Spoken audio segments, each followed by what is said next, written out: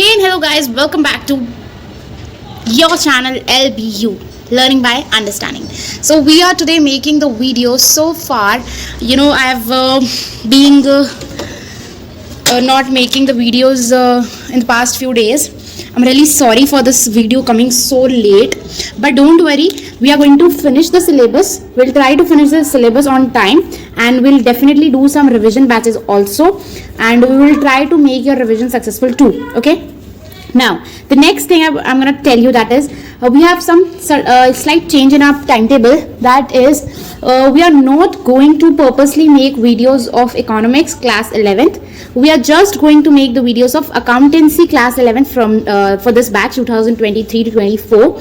Okay, if the economics faculty is available, then we'll try to make the videos, but now till now there is no such information. So let's start this today's class, basic accounting terms. So as you all know, this chapter is gonna be a base chapter for your class 11th accountancy. Each and every chapter next has a complete take it out relationship from this chapter.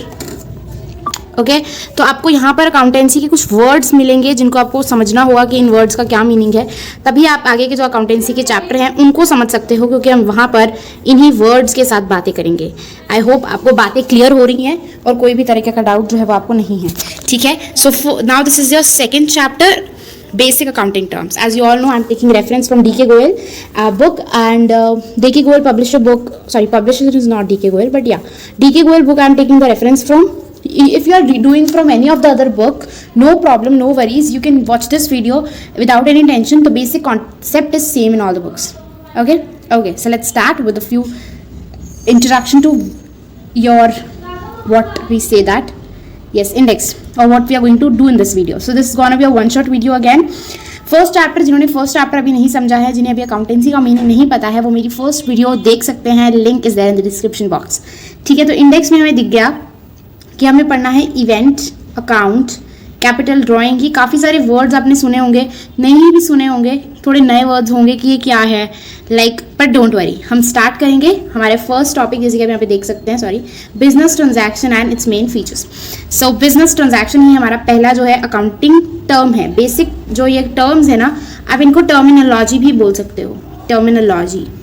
इन्हें accounting terminology भी बोला जाता है, basic accounting terms भी बोला जाता है, accounting terms भी बोला जाता है. ठीक है, तो फर्स्ट हमारा है बिजनेस ट्रांजैक्शन.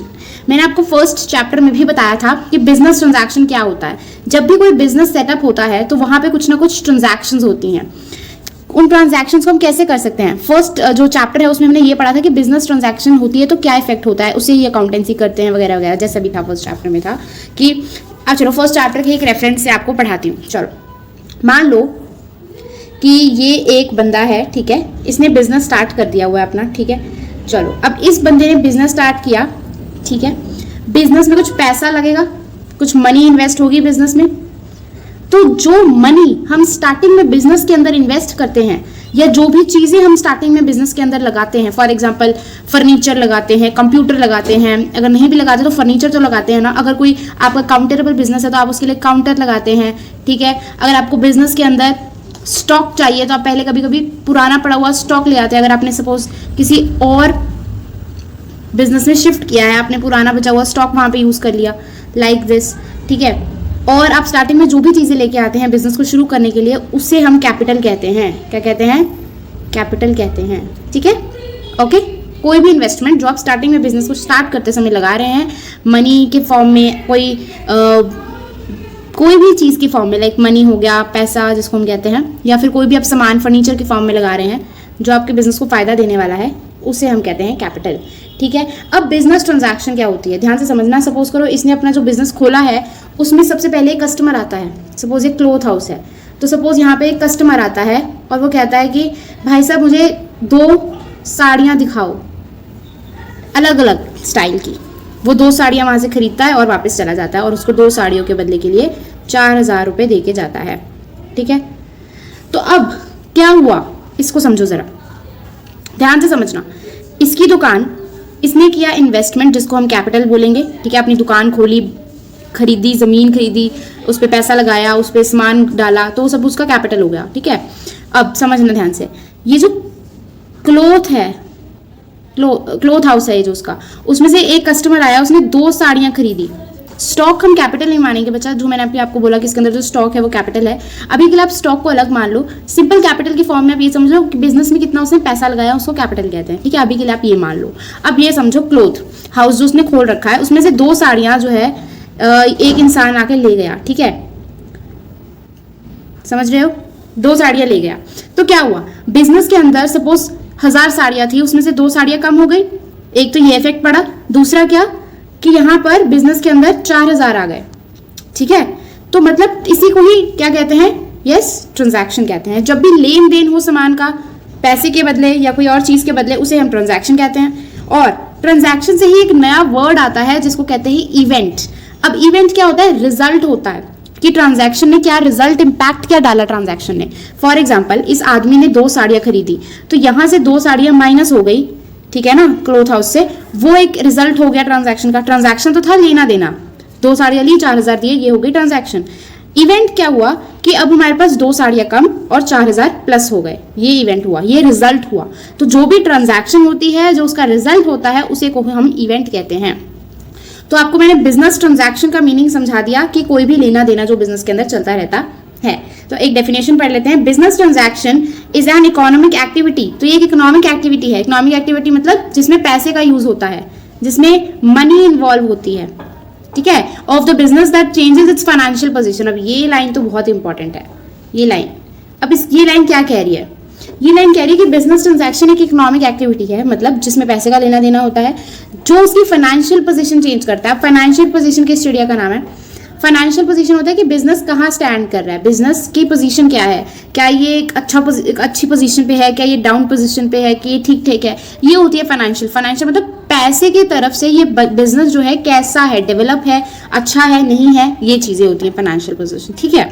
अब हम उसी क्लॉथ हाउस की बात करें तो हम क्या कह सकते हैं कि अभी हमने क्या पढ़ा, यस, कि business transaction financial position change करता है। चेंज कैसे करता है बता सकते हो, कोई भी ट्रांजैक्शन होती है तो उससे फाइनेंशियल पोजीशन कैसे चेंज हो सकती है, यस, अगर ट्रांजैक्शन होती है यानी कि पैसे का लेना देना, चीजें का लेना देना प्लस माइनस चलता रहता है, तो इसका मतलब क्या होता है कि जो हमारी फाइनेंशियल पोजीशन है, हम कहाँ स्टैंड करते हैं, वो भी चेंज होता रहता है। कैसे, हमारे पास अगर हमने सामान, हमारी सेल ज्यादा हुई तो हमारा प्रॉफिट भी तो होगा, उससे हमारा प्रॉफिट बढ़ेगा तो हमारी फाइनेंशियल पोजीशन अच्छी होगी। इस तरीके से बिजनेस ट्रांजैक्शन जो है फाइनेंशियल पोजीशन पे चेंज डालती है, ठीक है। अगर हमारी ट्रांजैक्शंस नहीं होंगी, हमारी जो है बिक्री भी नहीं होगी, सेल नहीं होगी, तो फाइनेंशियल पोजीशन भी ठीक ठाक होगी। अब कहने का मतलब ये है कि जरूरी नहीं है कि बिजनेस ट्रांजैक्शन हो, ऐसा भी हो सकता है कि उस वक्त बिजनेस ट्रांजैक्शन हो जाए लेकिन पैसा शायद हमारे पास बाद में आए, ऐसा भी हो सकता है। जैसे मान लो यही क्लॉथ हाउस में क्या होता है कि एक इंसान आता है, 5 साड़ियाँ खरीदता है, 5 साड़ियाँ खरीदता है, why it is not working, I am so sorry बच्चा, राइट। तो वही इंसान हम बात कर रहे थे कि वही इंसान आता है और 5 साड़ियाँ खरीदता है, वही क्लॉथ हाउस की बात कर रहे थे ना। ये हमारा क्लॉथ हाउस बना देते हैं वापस से, क्लॉथ हाउस, ठीक है। एक कस्टमर आता है जो 5 साड़ियाँ खरीदता है और वो 5 साड़ियाँ जो वो खरीद रहा है वो उसके बदले में पैसा नहीं दे रहा, वो कह रहा है कि मैं पैसा आपको अगले हफ्ते दूंगा, ठीक है। तो ट्रांजैक्शन तो हुई, साड़ियाँ तो हमारे पास से कम हो गई लेकिन हमारे पास पैसा नहीं आया, पर कोई बात नहीं, इसको भी हम ट्रांजैक्शन कहते हैं, ठीक है। बिजनेस, अब इसमें फाइनेंशियल पोजीशन तो होगा जब हमारे पास कोई भी ट्रांजैक्शन होगी, जरूरी नहीं है उसी वक्त हमारे पास पैसा आना चाहिए, ठीक है। चाहे हमारे पास उसी वक्त पैसा आए चाहे ना आए, हम उसे ट्रांजैक्शन कहेंगे। क्यों, क्योंकि हमारी जो है सेल हुई है, हमारा जो है ट्रांजैक्शन हुई है, हमारी बिजनेस पे फर्क पड़ा है, ठीक है। Whenever any business transaction takes place, it results in a change in the value of assets, liabilities or capital. ये लाइन अभी आप छोड़ दो, ये लाइन का मीनिंग हम डिस्कस करेंगे बाद में, जब आपको इन तीनों का मीनिंग मैं बता दूंगी। ये जो यहाँ पे मोटे मोटे वर्ड्स लिखे हैं, एसेट, लाइबिलिटीज एंड कैपिटल, ठीक है, इसका जब मीनिंग डिस्कस कर लेंगे फिर हम वापस इस डिफाइन पे आएंगे और इसको समझ के जाएंगे। ओके, इवेंट, जैसे कि मैंने आपको बताया कोई भी ट्रांजैक्शन होती है उसका जो रिजल्ट निकल के आता है उसी को हम इवेंट कहते हैं। चलिए आपके लिए एक एग्जाम्पल है, an event is the consequence और रिजल्ट ऑफ अ ट्रांजैक्शन। तो इवेंट क्या है, रिजल्ट है ट्रांजैक्शन का। कोई भी ट्रांजैक्शन होती है, फॉर एग्जाम्पल सचिन ने अपना बिजनेस स्टार्ट किया, उसमें उसने कैपिटल लगाया 5 लाख का और साथ में उसने गुड्स खरीदे, यहाँ पे टाइपिंग मिस्टेक हो गई है, मान लो 3 लाख के गुड्स खरीदे फॉर कैश, और उसमें से उसने 3/4 हिस्सा जो है गुड्स का बेच दिया फॉर ये क्या हो रहा है?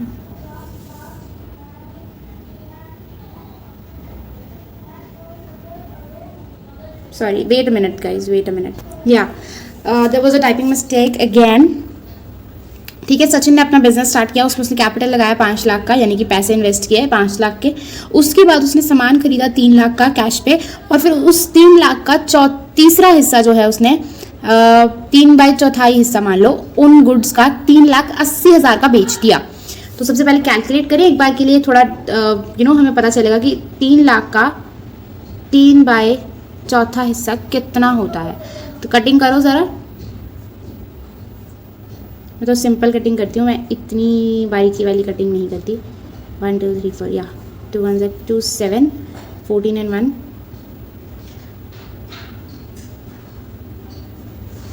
75,000 into 3 कर लो, आपका आंसर जो है आ जाएगा।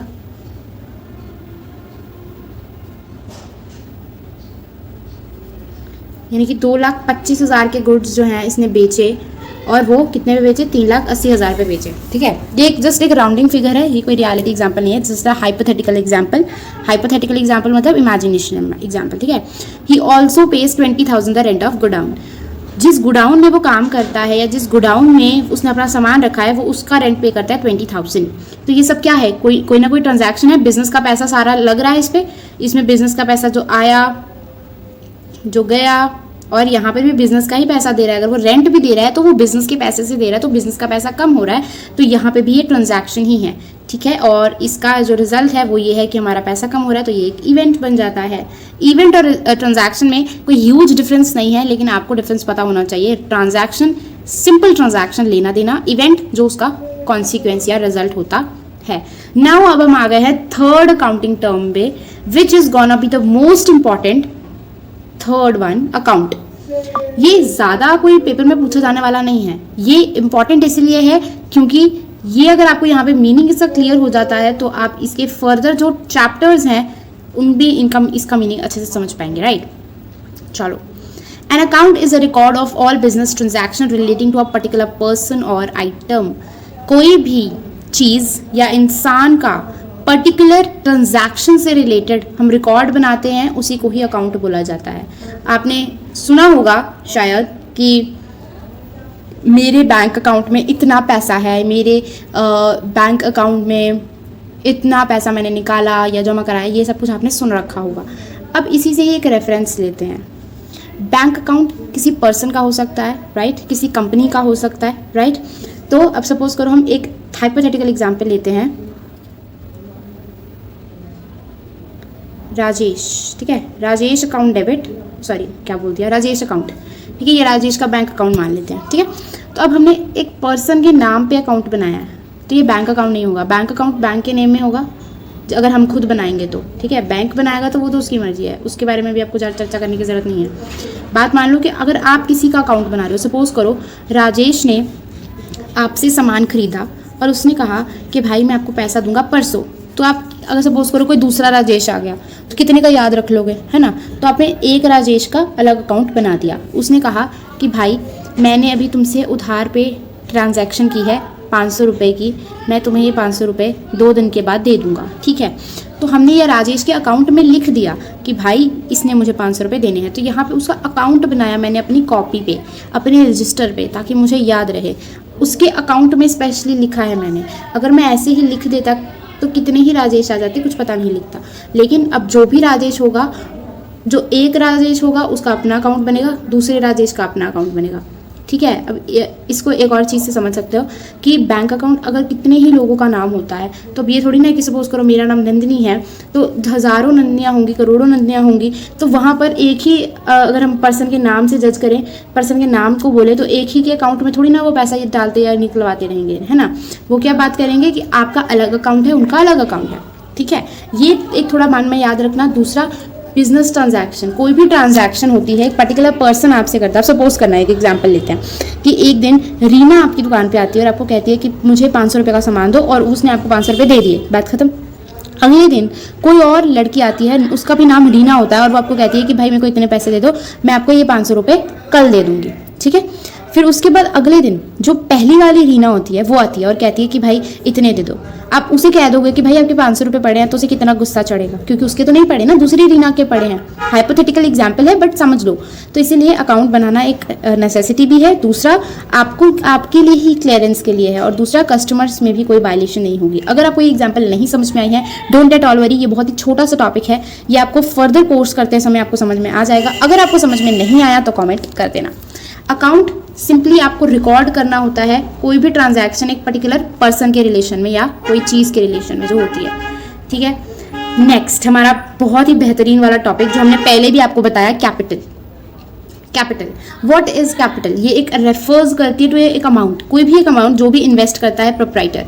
अब ये एक नया टर्म है, आ गया है प्रोप्राइटर। प्रोप्राइटर मतलब और कोई नहीं, ओनर ऑफ द बिजनेस। जो भी बिजनेस का ओनर है ना उसको प्रोप्राइटर बोल देते हैं, नथिंग डिफरेंस, ठीक है। चलो, प्रोप्राइटर कौन है? ओनर। क्या बोलेंगे? प्रोप्राइटर, ठीक है। Okay, capital it refers to the amount invested by the proprietor. जो इन्वेस्ट करता है ओनर, ठीक है, बिजनेस में, बिजनेस एंटरप्राइज में जो भी इन्वेस्टमेंट होती है, जो भी पैसा लगता है, जो भी सामान लगता है, फर्नीचर, ज़मीन, कोई भी खर्चा होता है, बिजली, लाइट, बल्ब, ट्यूब, जो भी लगता है, पानी वगैरह वगैरह, ये सारी चीज़ें जो प्रोप्राइटर ने इन्वेस्ट की हैं किसी भी फॉर्म में बिजनेस के अंदर, किसी भी फॉर्म में, मतलब वो पैसे की फॉर्म में इन्वेस्ट कर सकता है कि ये लो मैंने बिजनेस के अंदर 10 लाख रुपए रख दिया, ये भी बिजनेस के पैसे हैं, ऐसा भी हो सकता है। गुड्स की फॉर्म में, गुड्स को हम स्टॉक भी बोलते हैं, ठीक है। तो यहाँ से आपको क्लियर हो गया कि स्टॉक जो है वो कैपिटल का ही पार्ट कंसिडर होता है। असेट, अब असेट तो हमने अभी तक नहीं पढ़ा, लेकिन असेट होता क्या है अभी आपको बता देती हूँ, आपको थोड़ा बहुत शायद पता भी होगा 10th के रिलेशन में। Asset is just simply a thing जो आपको फ्यूचर कोर्स में बेनिफिट देगी। फ्यूचर कोर्स में आपको उससे कोई ना कोई बेनिफिट मिलेगा, उसी को ही एसेट बोलते हैं आप, ठीक है। तो या तो आप कोई जैसे सपोज करो फर्नीचर में लेके आ रही हूँ तो फर्नीचर एसेट होगा, क्यों? क्योंकि उससे मुझे फर्दर फ्यूचर में बेनिफिट मिलेगा, ठीक है। तो एक तो हो गया कैश, स्टॉक, जो मेरा स्टॉक मतलब जिसमें मैं बिजनेस कर रही हूँ, सपोज मेरा कपड़े का बिजनेस है तो मैं कपड़े का स्टॉक लेके आऊँगी, उसी को स्टॉक बोलेंगे, ठीक है। एसेट हो गया for the firm, it is a liability towards the proprietor. This is because proprietor is a separate and distinct from the business. तो क्या लिखा है यहाँ पे, इसको भी आपको एक्सप्लेन कर रहे जरा, ठीक है। पहले इतना समझ लो कि कैपिटल क्या है, जो भी मनी इन्वेस्ट करता है बिजनेस में प्रोप्राइटर, ठीक है। आपको एक एग्जांपल बताती हूँ हाइपोथेटिकल, ठीक है। ये लो, ये है हमारा प्रोप्राइटर, इसको हम पी मान लेते हैं, ठीक है। ये है इसका बिजनेस क्लोथ, ठीक है।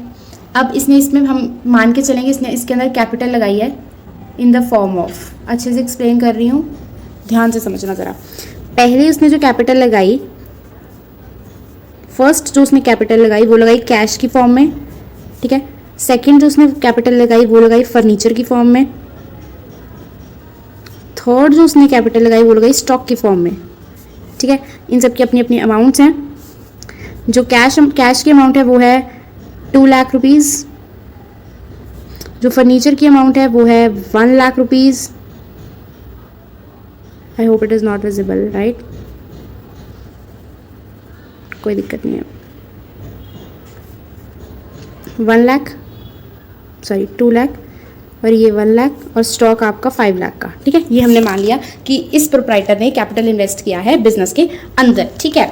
अब क्या हो रहा है कि आपके जो प्रोप्राइटर है वो बिजनेस में पैसा लगा रहा है, लेकिन बदले में वो भी तो कुछ मान रहा है ना कि भाई मुझे फ्यूचर में पैसा मिलेगा, मेरा फ्यूचर में प्रॉफिट होगा, मुझे फ्यूचर में जो मैंने कैपिटल लगाया है उसके ऊपर मुझे भी वापस मिलेगी, मेरी कैपिटल प्रॉफिट मिलेगा मुझे, ये सब कुछ होगा, ठीक है।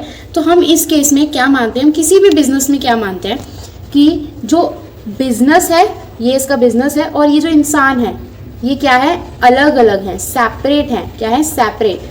ये और ये सेपरेट है। हम कहते हैं ना कि ये तो इसका ही बिजनेस है, इसके पास पैसा आया, बिजनेस के पास पैसा आया, एक ही बात है। नो, बिजनेस के पास पैसा आया तो वो बिजनेस का पैसा, अगर बिजनेस के पास से पैसा गया तो बिजनेस का गया। इसके पास जो पैसा आया वो इसका, और इसके पास जो पैसा गया वो भी इसका ही गया। हमने दोनों को अलग मानना है, दोनों को सेम नहीं मानना। हम ऐसा नहीं कह सकते कि बिजनेस के अंदर पैसा आया तो इसके पास पैसा आया। हालांकि अगर बिजनेस में पैसा आएगा तभी इसको मिलेगा, लेकिन बिजनेस का पैसा और इसका पैसा हम अलग मानेंगे, ठीक है। जैसे इसने कैश लगाया, इसने लगाया कैश, इसका ही है, इसने बिजनेस में लगा दिया तो फिर वो बिजनेस का हो गया। फर्नीचर इसने लगाया तो बिजनेस का हो गया, स्टॉक इसने लगाया बिजनेस का हो गया। अब बाद में जब इससे प्रॉफिट कमाना है तो वो भी यही कमाएगा, ठीक है। लेकिन आएगा जब पैसा बिजनेस में मिलेगा तो इसको, लेकिन जब तक नहीं मिलता तब तक ये बिजनेस का ही होगा। और दूसरी बात समझना कि यहाँ पर जैसे लिखा है ये लाइबिलिटी होती है, कैपिटल जो होती है ओनर के लिए लाइबिलिटी होती है, ठीक है। For the firm it is a liability, firm मतलब कंपनी। जो हमने अभी क्लॉथ हाउस बनाया, ये जो क्लॉथ हाउस है ना, इसकी लाइबिलिटी है। लाइबिलिटी मतलब इसका फ्यूचर में बर्डन है इसके ऊपर, एक तरीके से मान लो बर्डन है इसके ऊपर कि इसको प्रोप्राइटर को पैसा देना है। किसी को भी पैसा देना होता है तो वो बर्डन होता है ना, तो बस वही लाइबिलिटी होती है, ठीक है। ओके, तो ये क्लॉथ हाउस को, इस प्रोप्राइटर को, इस ओनर को पैसा वापस करना है फ्यूचर कोर्स में, प्रॉफिट देना है, इंटरेस्ट देना है, डिविडेंड देना है, जो भी देना है इसको क्लॉथ हाउस को देना है। इतना तो आपको भी पता है कि ये क्लॉथ हाउस में मेहनत तो इसको ही करनी पड़ेगी, लेकिन इंटर्न प्रॉफिट भी इसको ही मिलेगा। तो हमने इन दोनों को जो है सेपरेट एंटिटी मानना है, सेपरेट डिस्टिंक्ट मानना है फ्रॉम द बिजनेस, ठीक है। तो कैपिटल क्या हो गया, लाइबिलिटी हो गया प्रोप्राइटर के लिए। यदि आपको ये चीज़ समझ में आ गई है तो बहुत ही बढ़िया, अगर यदि नहीं आई है तो कोई दिक्कत की बात नहीं है, आप जैसे जैसे आगे और पढ़ेंगे आपको ये समझ में आ जाएगा। क्लियर। नेक्स्ट, ड्राइंग बनानी है क्या? जी नहीं, आपको कोई ड्राइंग नहीं बनानी है। तो मैम ड्राइंग नहीं बनानी तो यार ड्राइंग क्यों लिखा है? बेटा यहाँ पे ड्राइंग इसलिए लिखा है क्योंकि यहाँ पे ड्राइंग का कुछ और ही मीनिंग है, something different. Want to know? बताती हूँ। ड्राइंग क्या होता है, कोई भी मतलब कोई भी एनी कैश या कोई भी स्टॉक, या हमने कोई भी, चलो यार ऐसे नहीं पढ़ाना आपको, मज़ा नहीं आ रहा, यहाँ पढ़ाते हैं। अब ध्यान से सुनना ज़रा। ये है हमारा प्रोप्राइटर, इसको हम मान लेते हैं मिंटू, ठीक है। मिंटू है इसका नाम। इसने एक अपना जो है क्लॉथ हाउस खोल रखा है, ठीक है, बढ़िया। अब इसने क्या किया, इसको, चलो इसके एक और मान लेते हैं, इसकी जो बीवी है, ठीक है, वो भी इसके साथ एक दिन शॉप पे आती है। उसको ना 5 साड़ियाँ बहुत पसंद आती हैं, ठीक है। ऐसा लगता है कि ये 5 साड़ियाँ तो भाई मेरी ही हैं। तो ये क्या करती है, बिज़नेस में से 5 साड़ियाँ अपने घर ले जाती है, ठीक है, अपने घर ले जाती है 5 साड़ियाँ, ठीक है। मिंटू फिर कुछ नहीं कहता भी तो क्या, ठीक है ना, कहता है चलो ले जाओ तो ले जाओ, लेकिन मिंटू फिर कुछ तो करेगा ना। तो उसने क्या किया, तो मिंटू ने क्या किया, ये जो 5 साड़ियाँ इसकी बीवी घर लेके गई थी, इसको इसने डाल दिया ड्राइंग्स में। ड्राइंग्स क्या होता है, यही तो होता है जो इसकी बीवी ने किया है। क्या किया इसने बिजनेस में से थोड़ा सामान निकाल के घर ले लिया, इसी को तो ड्राइंग्स कहते हैं। चाहे सामान हो, चाहे थोड़े पैसे हों बिजनेस के, अगर वो उठा के हम घर लेके आएंगे तो उसके ड्राइंग्स कहेंगे। अब आप कहोगे क्यों मैम, ये तो मेरा ही है, मैं जहाँ मर्जी लेके जाऊँ, मेरी मर्जी। नो, हमने अभी डिस्कस किया कि बिजनेस और जो ओनर है वो अलग अलग हैं, ठीक है।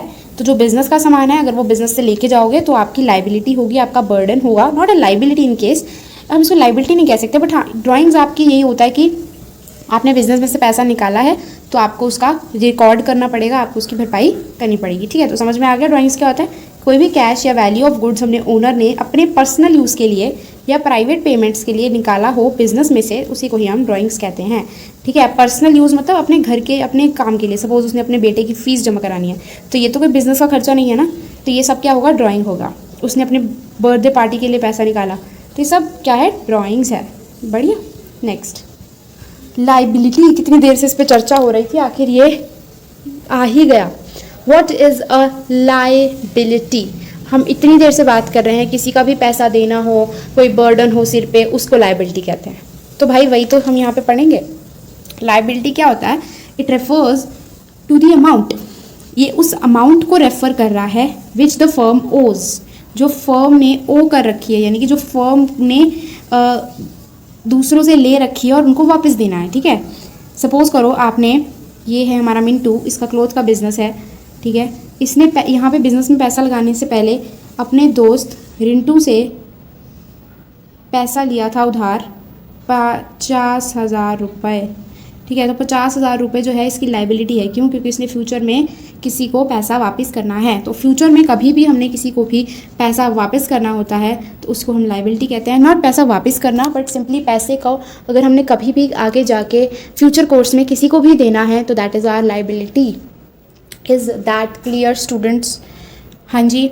It refers to the amount which the firm owes to outsiders, accepting the amount owed to proprietors। ठीक है, क्या कह रहे हैं ये कि जो भी फर्म वो करती है आउट बाहर वालों से, उसको हम लाइबिलिटी कहते हैं। सपोज मैंने किसी से उधार ले रखा है तो वो मेरी लाइबिलिटी है, मुझे फ्यूचर में पैसा वापस करना है। लेकिन excepting the amount owed to proprietors, इसका क्या मतलब है? उस अमाउंट को छोड़ दो जो हमने प्रोप्राइटर को दे, ओड टू मतलब जो हमने प्रोप्राइटर से ही ली है। अब जो फर्म है, हम कह रहे हैं ना फर्म और जो ओनर है वो अलग अलग है, तो फर्म के लिए अगर ये रिंटू आउटसाइडर है तो मिंटू भी तो आउटसाइडर ही हुआ जो उसका ओनर है। हालांकि उसने ही बिजनेस को खोला है, लेकिन बिजनेस और ओनर तो अलग अलग है, तो उसके लिए भी तो ओनर आउटसाइडर ही हुआ। लेकिन हम क्या कह रहे हैं, एक्सेप्ट कर दो उसकी अमाउंट को, जो ओनर की अमाउंट है उसको वो लाइबिलिटी नहीं होती, वो कैपिटल होती है, आपको पहले भी बताया। ठीक है, जो वो अमाउंट फर्म में लेके आता है, पैसा लेके आता है ओनर, उसको कैपिटल बोलते हैं। और किसी से पैसा लोगे तो उसको क्या कहोगे? Yes, liability. समझ में आया? तो जो अमाउंट ओनर लेके आता है उसको छोड़ दो, बाकियों की जो अमाउंट है या जो भी पैसा है वो क्या हो जाएगा? लाइबिलिटी। अब लाइबिलिटी जो है ना थोड़ी सी चटपटी सी है। अब आप कहोगे कैसे? चटपटी नहीं है, मान लो लाइबिलिटी है बस। ठीक है, क्यों? इसकी फर्दर टाइप्स भी हैं और आपको फर्दर टाइप्स भी आने चाहिए। The liabilities are those valuable things which the business owes. Loans हो गया, आपने किसी से लोन ले रखा है तो दैट इज अगेन लाइबिलिटी, आपको वापस करना है इंटरेस्ट के साथ। समवन एल्स और the other end which have to pay in future. In other words, ठीक है, वो नहीं आया यहाँ पे। चलो, फिक्स लाइबिलिटी होती है, करेंट लाइबिलिटी होती है, कंटिजेंट लाइबिलिटी होती है। ये सोर्स मैंने tutortips.com से लिया है, so thank you so much tutortips.com। ठीक है, अब यहाँ पे देख लेते हैं fixed liability. Fixed liability, a fixed liability is a type of liability which is payable over a term exceeding 1 year. ठीक है, फिक्स्ड लाइबिलिटी क्या होता है? Tell me students. Is a liability in which हमने पैसा तो देना होता है, ठीक है, लेकिन आप कह सकते हो हमारे पास टाइम होता है कि हमारे पास एक साल से ज़्यादा का टाइम है, आराम से पैसा देते रहेंगे। ठीक है, a fixed liability is a type of liability which is payable over a term exceeding 1 year. These debts are better known as non current और लॉन्ग टर्म लाइबिलिटीज़। ये समझ नहीं आया? दोबारा देखो। सपोज ये है हमारा क्या नाम था? मिंटू। जो मिंटू है, इसने अपने बिजनेस में पैसा लगाना था तो इसने लोन ले लिया। ठीक है, 10 लाख रुपए का। ठीक है, लोन तो इसने ले लिया 10 लाख रुपए का। अब इसकी ये लाइबिलिटी हो गई 10 लाख रुपए। और दूसरी चीज़ हमने क्या पढ़ी कि अब ये 10 लाख आराम से किस्तों में इंटरेस्ट के साथ इसके पास यहाँ पर देने के लिए, सपोज इसने 10 सालों में ये पैसा वापस करना है। ठीक है, तो ये लोन को 10 सालों में देता रहेगा, तो यानी कि इसकी नॉन करेंट लाइबिलिटी है या फिर लॉन्ग टर्म लाइबिलिटी है या फिर फिक्स्ड लाइबिलिटी है, जो इसको 1 साल से ज़्यादा का टाइम दे रही है पे करने के लिए। समझ में आया? Next, current liability is a type of liability which is expected to pay within a year. suppose करो कि ये हमारे फिर से मिंटू हैं। मिंटू, इनका वही बिजनेस क्लोथ का है। ठीक है, साथ ही में इन्होंने अब क्या किया है, अब इन्होंने जो लोन लेना है वो उन्होंने नहीं लिया, उनका पैसा अरेंज हो गया। अब क्या कर रहे हैं वो, इन्होंने स्टॉक तो खरीदना है ना, तो इन्होंने एक बड़े क्लोथ से, होलसेलर से मान लो क्लोथ सेंटर को फ़ोन लगाया, कहा कि भाई मुझे इतना सामान भेज दो 5 लाख रुपए का, और ये पैसा मैं आपको दे दूंगा। ठीक है, दे दूंगा बोल दिया। उसने कहा चलो ठीक है दे देना, मुझे बता देना कब दोगे। ये भी चला के कहेगा लिख के दो कि दे दोगे। ठीक है, फिर उसके बाद मिंटू कहता है हाँ हाँ लिख के दे देता हूँ, दे दूंगा। फिर अब ये जो मिंटू है इसकी लाइबिलिटी है ये कि इसको 5 लाख रुपए इसको वापस करने हैं, लेकिन इसके पास 1 साल का ही टाइम है। 1 साल के अंदर अंदर इसको 5 लाख वापस देने होंगे इसे। ठीक है, क्योंकि जो क्रेडिटर्स होते हैं ना हमारे, क्रेडिटर्स कौन होते हैं? जिनसे हमने उधार लिया होता है उनको क्रेडिटर्स बोलते हैं। ठीक है, जिनसे हमने उधार लिया होता है उनको क्रेडिटर्स बोलते हैं।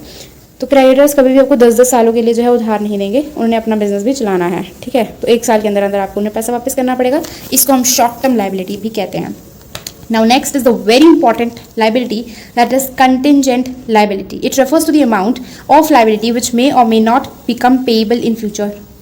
मतलब ये वो लाइबिलिटी होती है जो मे और मे नॉट में होती है कि हमें पैसा हमने देना है, देना की बात यहाँ पे पेएबल की बात हो रही है। तो मतलब ये वैसा पैसा होता है कि हो सकता है कि पैसा हम दे या हो सकता है हम ये पैसा ना दें, ठीक है, सिंपल, या हमें ये पैसा मिले या ना मिले, क्योंकि हो सकता है ना हमसे किसी ने उधार लिया हो तो उसकी लाइबिलिटी हो हमें वापस करना। अब आ गया है बड़ा सा टॉपिक असेट का। अब जैसे कि आप सब जानते हैं हमने अभी लाइबिलिटी डिस्कस किया, एसेट डिस्कस करने के बाद हम बहुत ज़्यादा रिलैक्स हो जाएंगे बिकॉज हमारे बहुत सारे जो टॉपिक्स हैं वो कवर हो चुके होंगे, राइट। सो असेट की बात करेंगे थोड़ा शिद्दत से।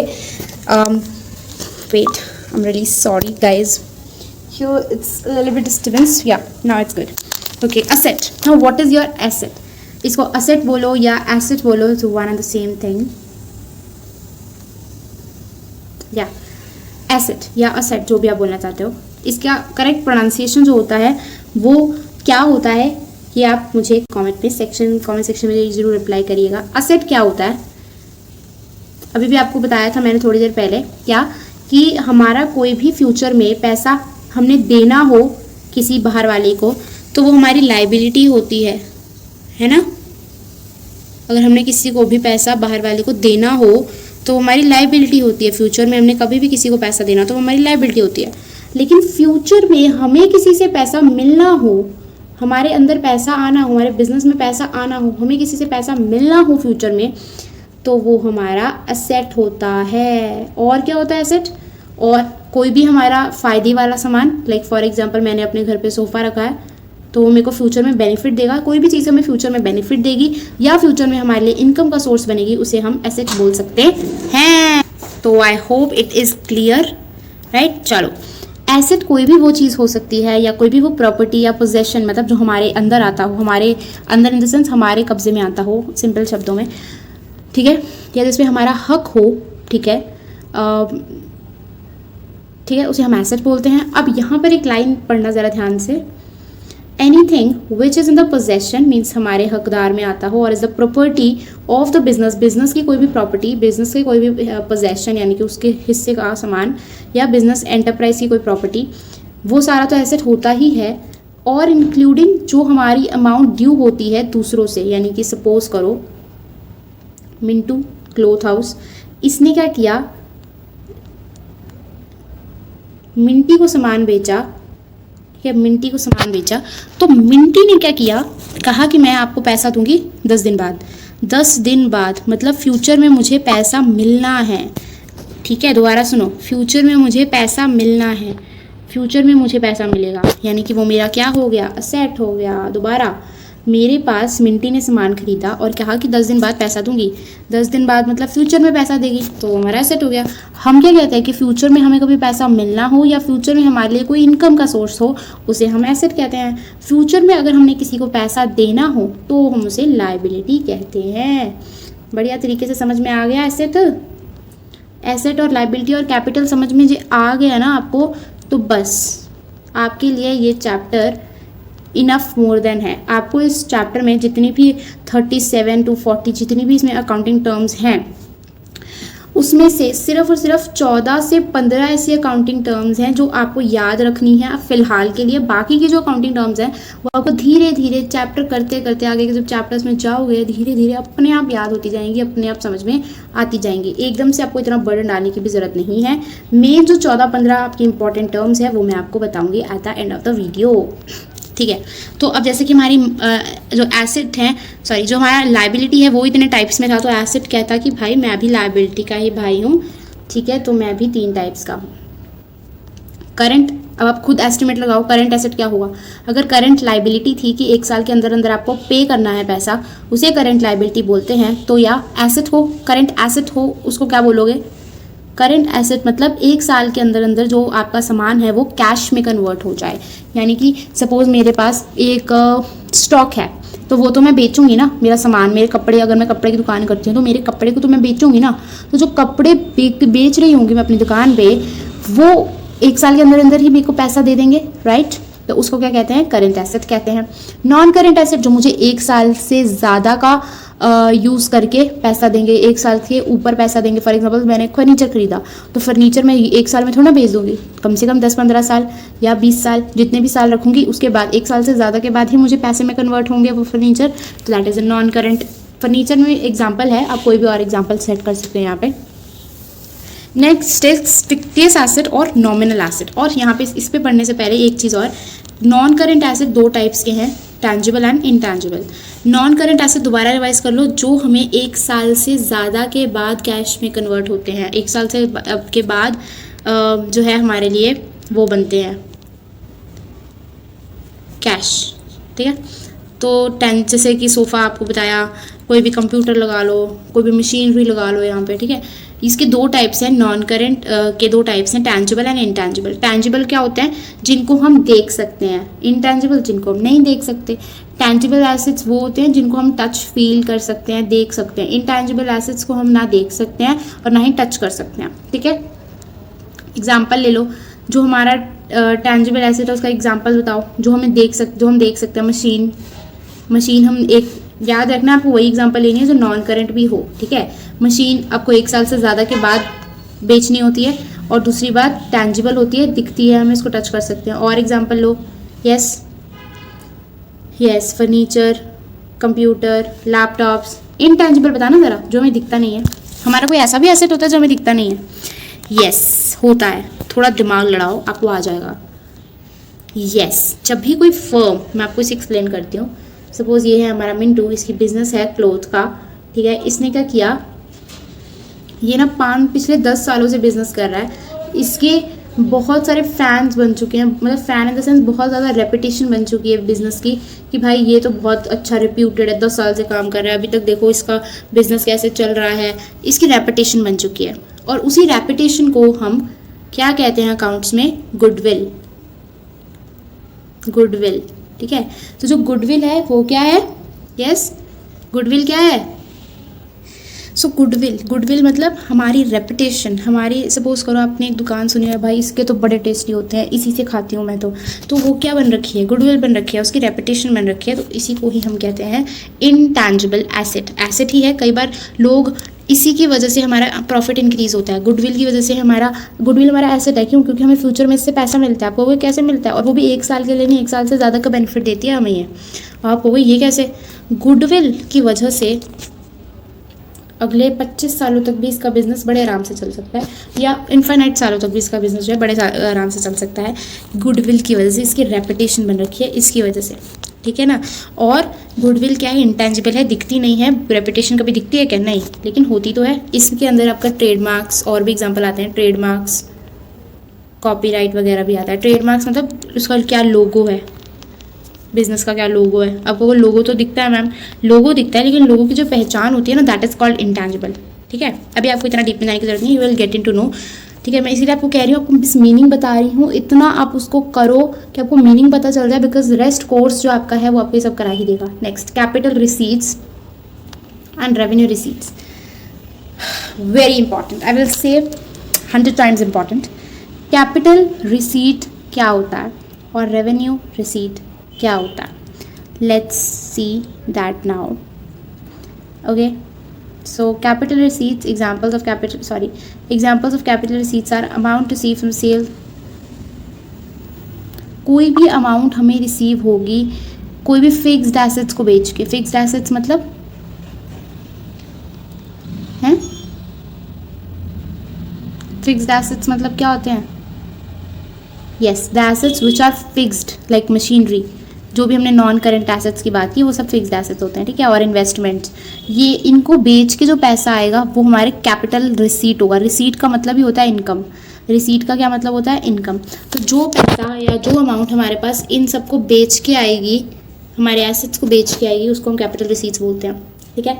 दूसरा, कैपिटल कॉन्ट्रीब्यूटेड बाय प्रोप्राइटर्स और पार्टनर्स और money obtain from the issue of shares debentures in any case of company, ठीक है। अब कोई कंपनी है तो उसके पास शेयर होंगे। शेयर मतलब उसके कुछ आपको बिजनेस में पढ़ाया होगा। शेयर्स क्या होते हैं? शेयर्स होते हैं कि आपकी जो वैल्यू होती है आपके मनी जो आप उसमें इन्वेस्ट करते हो बिजनेस में, उसका एक छोटा सा टुकड़ा सबको दे देते हैं, तो जो शेयर खरीदता है उसको शेयर होल्डर बोलते हैं, ठीक है। सो कैपिटल कंट्रीब्यूट करता है जो प्रोप्राइटर, या अगर पार्टनरशिप है, मतलब पार्टनर्स मिलके बिजनेस कर रहे हैं, तो पार्टनर्स अगर कैपिटल कंट्रीब्यूट कर रहे हैं, या मनी कोई शेयर से आ रहा है, आपने कोई शेयर इशू किया उससे कोई पैसा आ रहा है, या कोई डिबेंचर इशू किया उससे पैसा आ रहा है, अगर आप कंपनी चला रहे हो तो आप ये सब कर सकते हो आराम से, शेयर इशू कर सकते हो, डिबेंचर्स कर सकते हो। अगर आपकी कंपनी है तो आप ये शेयर बेच सकते हो, तो लोग आपका खरीद भी सकते हैं। इसको हम, इससे जो पैसा आएगा उसको हम कैपिटल कहेंगे, capital receipt. Okay. Amount received by the way of loans, अगर आप लोन ले रहे हो और उससे आपके पास पैसा आ रहा है तो that is also capital receipt. Revenue receipt क्या होता है, अगर आपने अपना नॉर्मल जो स्टॉक जिसमें आप काम कर रहे हो, स्टॉक में दोबारा कहती हूँ कि वही स्टॉक आपके लिए होगा जो जिसमें आप काम कर रहे हो। सपोज ये हमारा मिंटू है, इसके लिए जो क्लोथ है वो स्टॉक है। सपोज करो ये रिंटू है और इसका जो है वो है इलेक्ट्रॉनिक्स, तो इसके लिए जो स्टॉक होगा वो इलेक्ट्रॉनिक्स होगा, इसके लिए जो स्टॉक होगा वो क्लोथ्स होगा, ठीक है। तो स्टॉक वो होता है जो जिसमें हम काम कर रहे होते हैं, ठीक है। उसको बेच के जो पैसा आएगा वो रेवेन्यू रिसीट होगा, ठीक है। रिसीट मैंने आपको फिर से बताया, रिसीट मतलब इनकम, और रेवेन्यू मतलब अगर आप कैपिटल रोज़ रोज़ नहीं होता है। एक और जो है डिफरेंस बता देती हूँ, कैपिटल जो होता है वो कभी कभी आप रोज़ थोड़ी ना एसेट बेचोगे, रोज़ थोड़ी ना शेयर इशू करोगे, या रोज़ थोड़ी ना कैपिटल लेके आओगे, नहीं ना, ये तो कभी कभी होता है। तो ये नॉन रेकरिंग होता है। रेकरिंग मतलब जो रिपीट होता है, नॉन उसके साथ लगा दिया तो जो रिपीट नहीं होता। तो जो कैपिटल रिसीट होती है ये रोज़ रोज़ नहीं होती है, कभी कभार का होता है। लेकिन जो रेवेन्यू रिसीट होता है वो रेकरिंग होता है, मतलब वो रोज़ रोज़ का होता है, ठीक है। Capital is non recurring and revenue is recurring. Recurring की जगह आप रिपीटिंग वर्ड भी यूज़ कर सकते हो, ठीक है। या आप ये भी कह सकते हो रेगुलर, ये रेगुलरली होता है, वो इरेगुलरली होता है, ठीक है। Okay. Commission and fees received from the services render, आपने कोई सर्विसेज प्रोवाइड करी हैं, उसके लिए आपको कोई कमीशन होगी, कोई मिलेगी, फीस मिलेगी, उसको हम रेवेन्यू रिसीव्ड करेंगे। इंटरेस्ट या डिविडेंड आपको मिलेगा इन्वेस्टमेंट पे, उसको भी हम रेवेन्यू रिसीव करेंगे। अब यहाँ पे हमने शेयर इशू तो कर दिए, डिबेंचर्स इशू तो कर दिए, है ना, उसको तो हम कैपिटल कहते हैं। लेकिन अगर हमें इंटरेस्ट मिले, हमने किसी को लोन दे रखा है, ठीक है, लोन देना तो कैपिटल, लोन लेना तो जो होगा वो तो होगा कैपिटल रिसीट। लेकिन अगर हमने किसी को लोन दिया है और उसके ऊपर हमें इंटरेस्ट मिल रहा है, सिर्फ इंटरेस्ट की बात करेंगे, इंटरेस्ट मिल रहा है तो उसको हम रेवेन्यू रिसीट करेंगे, क्योंकि वो तो हमें हर महीने मिलेगा, ब्याज तो हमें हर महीने मिलेगा। डिविडेंड मतलब प्रॉफिट, जो भी हिस्सा हमने थोड़ा सा कंट्रीब्यूट किया है किसी भी बिजनेस में, उसके ऊपर हमें प्रॉफिट मिलता जाएगा, डिविडेंड मिलता जाएगा। डिविडेंड हम वर्ड यूज़ करते हैं जब भी हम शेयर्स की बात करेंगे, ठीक है। डिविडेंड हम वर्ड यूज़ करते हैं जब भी हम शेयर्स की बात करेंगे, ठीक है। शेयर मतलब आपको पता ही है, एक कंपनी है वो अपने छोटे छोटे शेयर्स बना देती है कि ये शेयर खरीदोगे तो उसके पास इतना पैसा आ जाएगा। उस पैसे के लिए होता है कि अगर आपने ये शेयर खरीदा, शेयर मान लो ये 50,000 का है, तो मतलब आप 50,000 बिजनेस को दोगे और ये खरीदोगे, और जब आपको पैसा वापस मिलना होगा आप पैसा वापस ले लेना, उस पर आपको इंटरेस्ट भी मिलता है वगैरह वगैरह। तो जो आपको डिविडेंड मिलता है वो हर महीने का होता है, दैट इज़ प्रॉफिट, जो आपको हर महीने मिलता रहता है, क्योंकि आप शेयर होल्डर होते हो, शेयर खरीदा हो तो शेयर होल्डर हो गए। शेयर होल्डर तो ओनर होता है बिजनेस का, ये भी आप याद रखना, आप बिजनेस में पढ़ोगे, बिजनेस स्टडीज़ में। जो शेयर होल्डर होता है वो ओनर होता है बिजनेस का, तो उसको डिविडेंड मिलता रहता है हर महीने के महीने, या जो भी जो है महीने के महीने मिलता है, हफ्ते के हफ्ते मिलता है, ये आपका सेट किया होता है, ठीक है। Next accounting term that is expenditure. Any disbursement of cash, थोड़ा एनी डिसबर्समेंट मतलब जब भी आपके पास से कैश जाएगा, डिसबर्समेंट, और ट्रांसफ़र ऑफ प्रॉपर्टी, या आपने किसी को अपनी प्रॉपर्टी ट्रांसफ़र कर दी, और इनकरिंग द लाइबिलिटी, या आपके पास लाइबिलिटी आ गई कोई भी एसेट को खरीदते समय, ठीक है, उसको हम एक्सपेंडिचर कहेंगे, ठीक है। अब सिंपल शब्दों में तो भाई एक्सपेंडिचर आपको पता ही है, खर्चा बोलते हैं एक्सपेंडिचर को, सिंपल शब्दों में खर्चा यही बोलते हैं ना। तो क्या लिख रखा है यहाँ पे कि कोई भी डिसबर्समेंट होती है कैश की, यानी कि रुपया हमारे पास से जाता है, या प्रॉपर्टी हमारे पास से जाती है, या फिर क्या होता है हम एसेट खरीदते हैं, लेकिन सपोज़ करो हम पैसा उसी वक्त नहीं देते।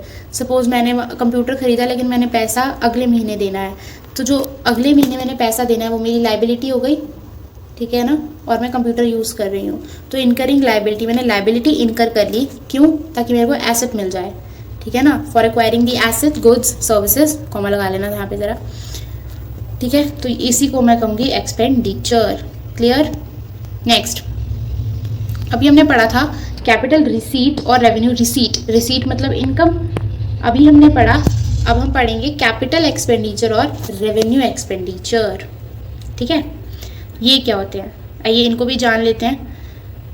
कोई भी खर्चा हम करते हैं, ठीक है, इन एक्वायरिंग और increasing the value of fixed assets. अगर हम फिक्स्ड एसेट्स की वैल्यू को बढ़ाना चाहते हैं या लेना चाहते हैं अपने अंदर फिक्स्ड एसेट्स, तो उसको हम कहते हैं कैपिटल एक्सपेंडिचर। जैसे कि सपोज करो आपने कोई प्लांट खरीदना है, प्लांट ये नहीं कि कोई पौधा, प्लांट यहाँ पे लैंड ज़मीन की बात हो रही है, बिल्डिंग खरीदनी है, फर्नीचर खरीदना है, तो ये सब आपके फिक्स्ड एसेट्स हैं। आपको पहले बताया फिक्स्ड एसेट्स मतलब नॉन करेंट एसेट्स हैं हमारे सारे, राइट, हमको 1 साल से ज़्यादा का बेनिफिट देंगे और साथ ही के साथ इस पे अगर हम खर्चा करते हैं तो वो हमारा कैपिटल एक्सपेंडिचर हो जाएगा। कैसे? ये हमारे फिक्स्ड एसेट्स है, फिक्स्ड एसेट्स में खर्चा यानी कि कैपिटल एक्सपेंडिचर। ओके, तो बच्चा पार्टी आपको इतना क्लियर है?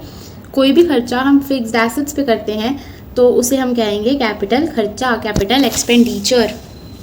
Okay, next is your revenue expenditure, तो सेम ही कलर है या रेवेन्यू एक्सपेंडिचर। ठीक है, कोई भी खर्चा अगर जिसका फुल बेनिफिट हमें उसी अकाउंटिंग पीरियड में हो जाए उसे हम कहते हैं रेवेन्यू एक्सपेंडिचर।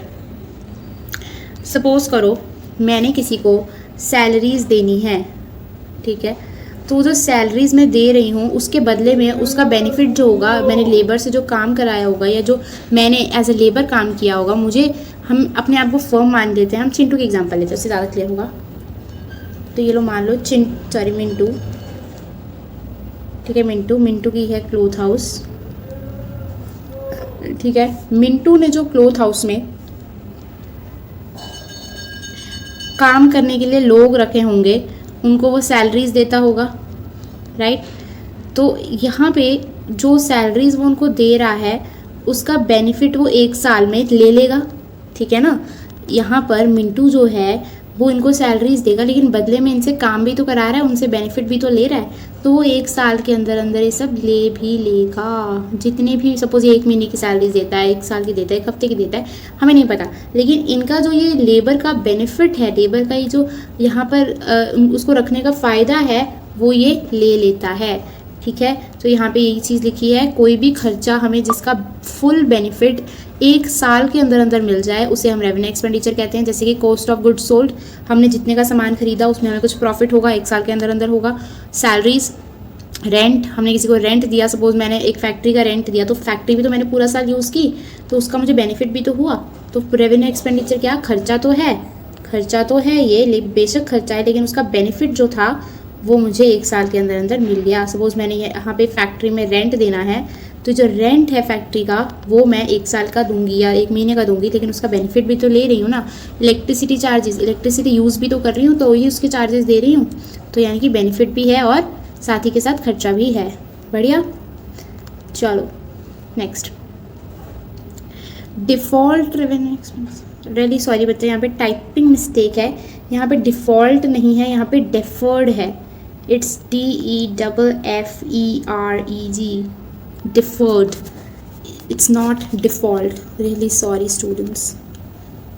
default टाइप कैसे हो गया मुझे तो ये नहीं समझ आया, कोई दिक्कत की बात नहीं है, ठीक है। तो यहाँ पे कुछ एक्सपेंडिचर होते हैं जो रेवेन्यू नेचर के होते हैं, यानी कि जो रेवेन्यू एक्सपेंडिचर होते हैं जिनका पूरा बेनिफिट हम 1 साल में ले सकते हैं, ठीक है, मतलब उनका बेनिफिट तो हमें मिलता ही रहेगा।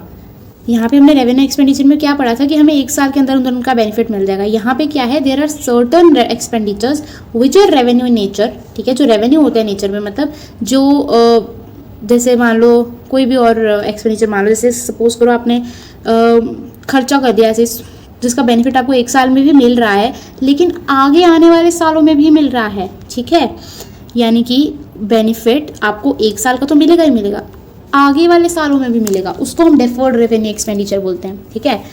लेकिन but the benefit of which is likely to be derived over a number of years, such expenditures are called deferred revenue expenditure.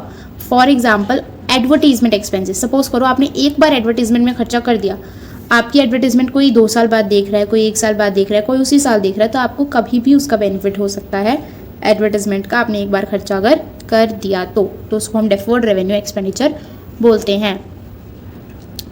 पहले हमने पढ़ा था एक्सपेंडिचर, अब हम पढ़ रहे हैं एक्सपेंसेस। एक्सपेंसेस क्या होता है स्टूडेंट्स? एक्सपेंसेस क्या होता है? खर्चा ही कहोगे इसको भी, है ना, खर्चे, एक्सपेंसेस। लेकिन यहाँ पर हम क्या बात करेंगे? वहाँ पर तो हमने बहुत सारी बातें की एक्सपेंडिचर को लेकर। अब यहाँ पर चलो आपको एक बार नज़र डलवा देती हूँ। एक्सपेंडिचर क्या होता है? कोई भी हमारे प्रॉपर्टी का ट्रांसफ़र हो, कैश हमारे पास से जाए, या फिर कोई भी हम एसेट खरीदने वक्त कोई भी लाइबिलिटी इनकर करें, उसे हम एक्सपेंडिचर बोलते हैं। एक्सपेंस क्या होता है? कोई भी सपोज करो, एक एग्जांपल लो कि ये हमारे ये है हमारे मिंटू जी का जो बिज़नेस है क्लोथ का, ये बिज़नेस तो कर रहे हैं बहुत ही बढ़िया तरीके से, लेकिन क्या हो रहा है कि ये क्लोथ की इनकी अपनी एक फैक्ट्री भी है, वे खुद क्लोथ बनाते हैं। ये जो क्लोथ बना रहे हैं यहाँ पर, इसको बनाने के लिए कुछ खर्चा आया होगा, कोई कॉस्ट लगी होगी इनको भी बनाने में कपड़ा, तो उसको हम कहते हैं खर्चा ऑन कॉस्ट। फिर यहाँ से यहाँ तक लाने में थोड़ा पैसा और लगा होगा, फिर यहाँ पे रख के बेचने में थोड़ा प्रॉफिट ऐड करेंगे, तो यही क्या है? Expense is the cost incurred in producing and selling the goods and services. कोई भी गुड्स या सर्विसेज आप प्रोवाइड कर रहे हो, उस पर जो भी खर्चा आता है उसको बनाने में या उसको बेचने में, उसको हम एक्सपेंस कहते हैं। कॉस्ट मतलब यहाँ पे बात करें जो भी पैसा लगेगा उसके ऊपर, ठीक है। इनकम बहुत ही छोटे से शब्दों में बता के रखा है। इनकम प्रॉफिट, सॉरी, कई बार ना लोग कहते हैं कि इनकम प्रॉफिट है, तो उनको मैं बहुत अच्छे से बता दूं कि इनकम प्रॉफिट नहीं होता, ठीक है। इनकम जो है वो प्रॉफिट नहीं होता। इनकम इज नो प्रॉफिट, ठीक है। इनकम का कोई प्रॉफिट से मतलब नहीं है।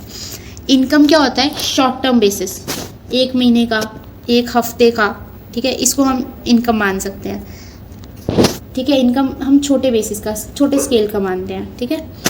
इनकम मीन्स हमारे पास पैसा तो आया, प्रॉफिट तो हुआ, लेकिन छोटे टर्म का, जो छोटे टर्म का होता है उसे हम, यानी कि 1 महीने, 2 महीने, 3 महीने का, उसे हम प्रॉफिट नहीं कहते, उसे हम इनकम कहते हैं, ठीक है। तो इनकम का फॉर्मूला क्या है? Revenue minus expense. रेवेन्यू मतलब जो भी खर्चा हुआ हमारा, नहीं, खर्चा तो एक्सपेंस होता है। सपोज करो मैंने ये बिज़नेस स्टार्ट किया, ठीक है, क्लोथ का, तो उसको मेरे पास यहाँ पे कपड़ा बना, ठीक है, ये मेरी फैक्ट्री है, यहाँ से कपड़ा मैं लेके आई, कपड़ा मेरा 2 रुपये का बना मान लो, फिर यहाँ से यहाँ तक आने में मेरे को 1 रुपया लग गया, ठीक है। तो ये टोटल कपड़ा मेरा 3 रुपये का हो गया, ठीक है, 3 रुपये का कपड़ा हो गया, मान रहे हो ये बात? ये जो 3 रुपये का कपड़ा है, ये मैंने 4 रुपये में बेचा, ठीक है। ये जो 4 रुपये का मैंने कपड़ा बेचा, मेरे पास 4 रुपये आ गए, ठीक है। अब मैं क्या कहूँगी? 4 रुपये मेरा प्रॉफिट है? नहीं, उसके ऊपर 3 रुपये तक, 3 रुपये का तो मेरा खर्चा ही था, तो 4 - 3 1 रुपीज़ इज़ माई इनकम। 3 रुपये तो बेटा मैंने उसके ऊपर खर्चा ही कर दिया था यहाँ तक लाने में। ये 2 रुपये का बना, 1 रुपये तक यहाँ पे आया, 3 रुपये में यहाँ पे बैठा यहाँ पे आके, और 1 रुपये प्लस करके मैंने 4 रुपये का बेच दिया, ठीक है ना। 2 रुपये का बना, 1 रुपये खर्चा आ गया, 3 रुपये का पड़ गया मुझे, तो मैंने 1 रुपये प्रॉफिट रख के 4 रुपये का बेच दिया। तो जितने का बेचा उतने में से जितना का खर्चा आया उसको बनाने में या उसको लेके जाने तक का, उसको माइनस करके जो है मेरी इनकम निकलती है, ठीक है। समझ में आया? दोबारा देख लो। मेरे सपोज करो ये फैक्ट्री है, ठीक है, उस कपड़े को बनाने में मुझे 2 रुपये लगे, यहाँ से मैं अपनी दुकान तक लेके आई, मुझे 1 रुपया लग गया, ठीक है। फिर जब मैंने टोटल किया तो मुझे पता चला कि ये कपड़ा मेरे को 3 रुपये का पड़ा, इसमें प्रॉफिट ऐड करके मैंने कस्टमर को 4 रुपये का बेच दिया, ठीक है। तो जितने का बेचा उतने का मेरा रेवेन्यू हुआ, उस पर कितना खर्चा आया?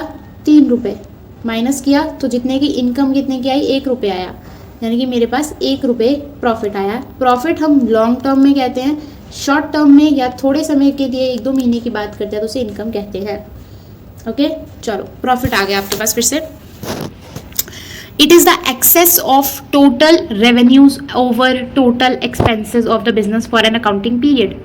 Profit increases the investments of the owner. अब यहाँ पर एक चीज़ समझना, प्रॉफिट क्या है? एक्सेस है टोटल रेवेन्यू और टोटल एक्सपेंसेस का। पीछे हमने क्या पढ़ा?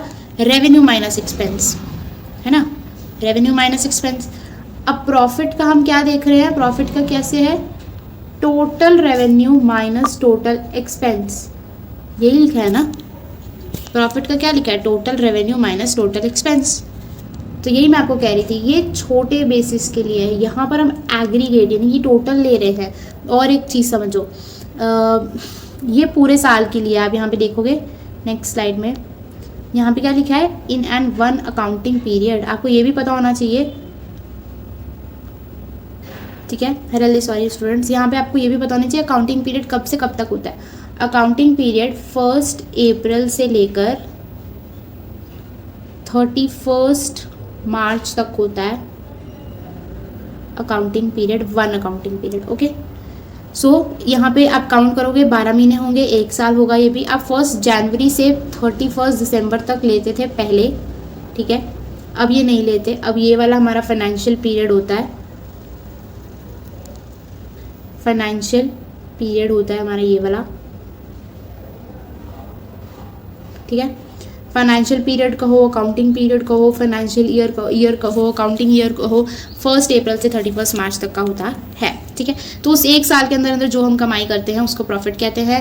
इसको टोटल रेवेन्यू में से टोटल एक्सपेंस को माइनस करते हैं। मतलब सारे कपड़ों को बनाने में मुझे सपोज करो 1000 रुपये का खर्चा आया, और यहाँ से इधर लेके आने में सारे कपड़ों को मुझे 3 रुपये लगे, और फिर उसके बाद इन सबको प्लस किया तो क्या आया, 1000 + 3। अभी एक कपड़े की बात नहीं हो रही है, याद रखना, सभी कपड़ों को बनाने में मुझे 1000 रुपये लगे, सभी को लाने में मुझे 1000 रुपये लगे, ठीक है।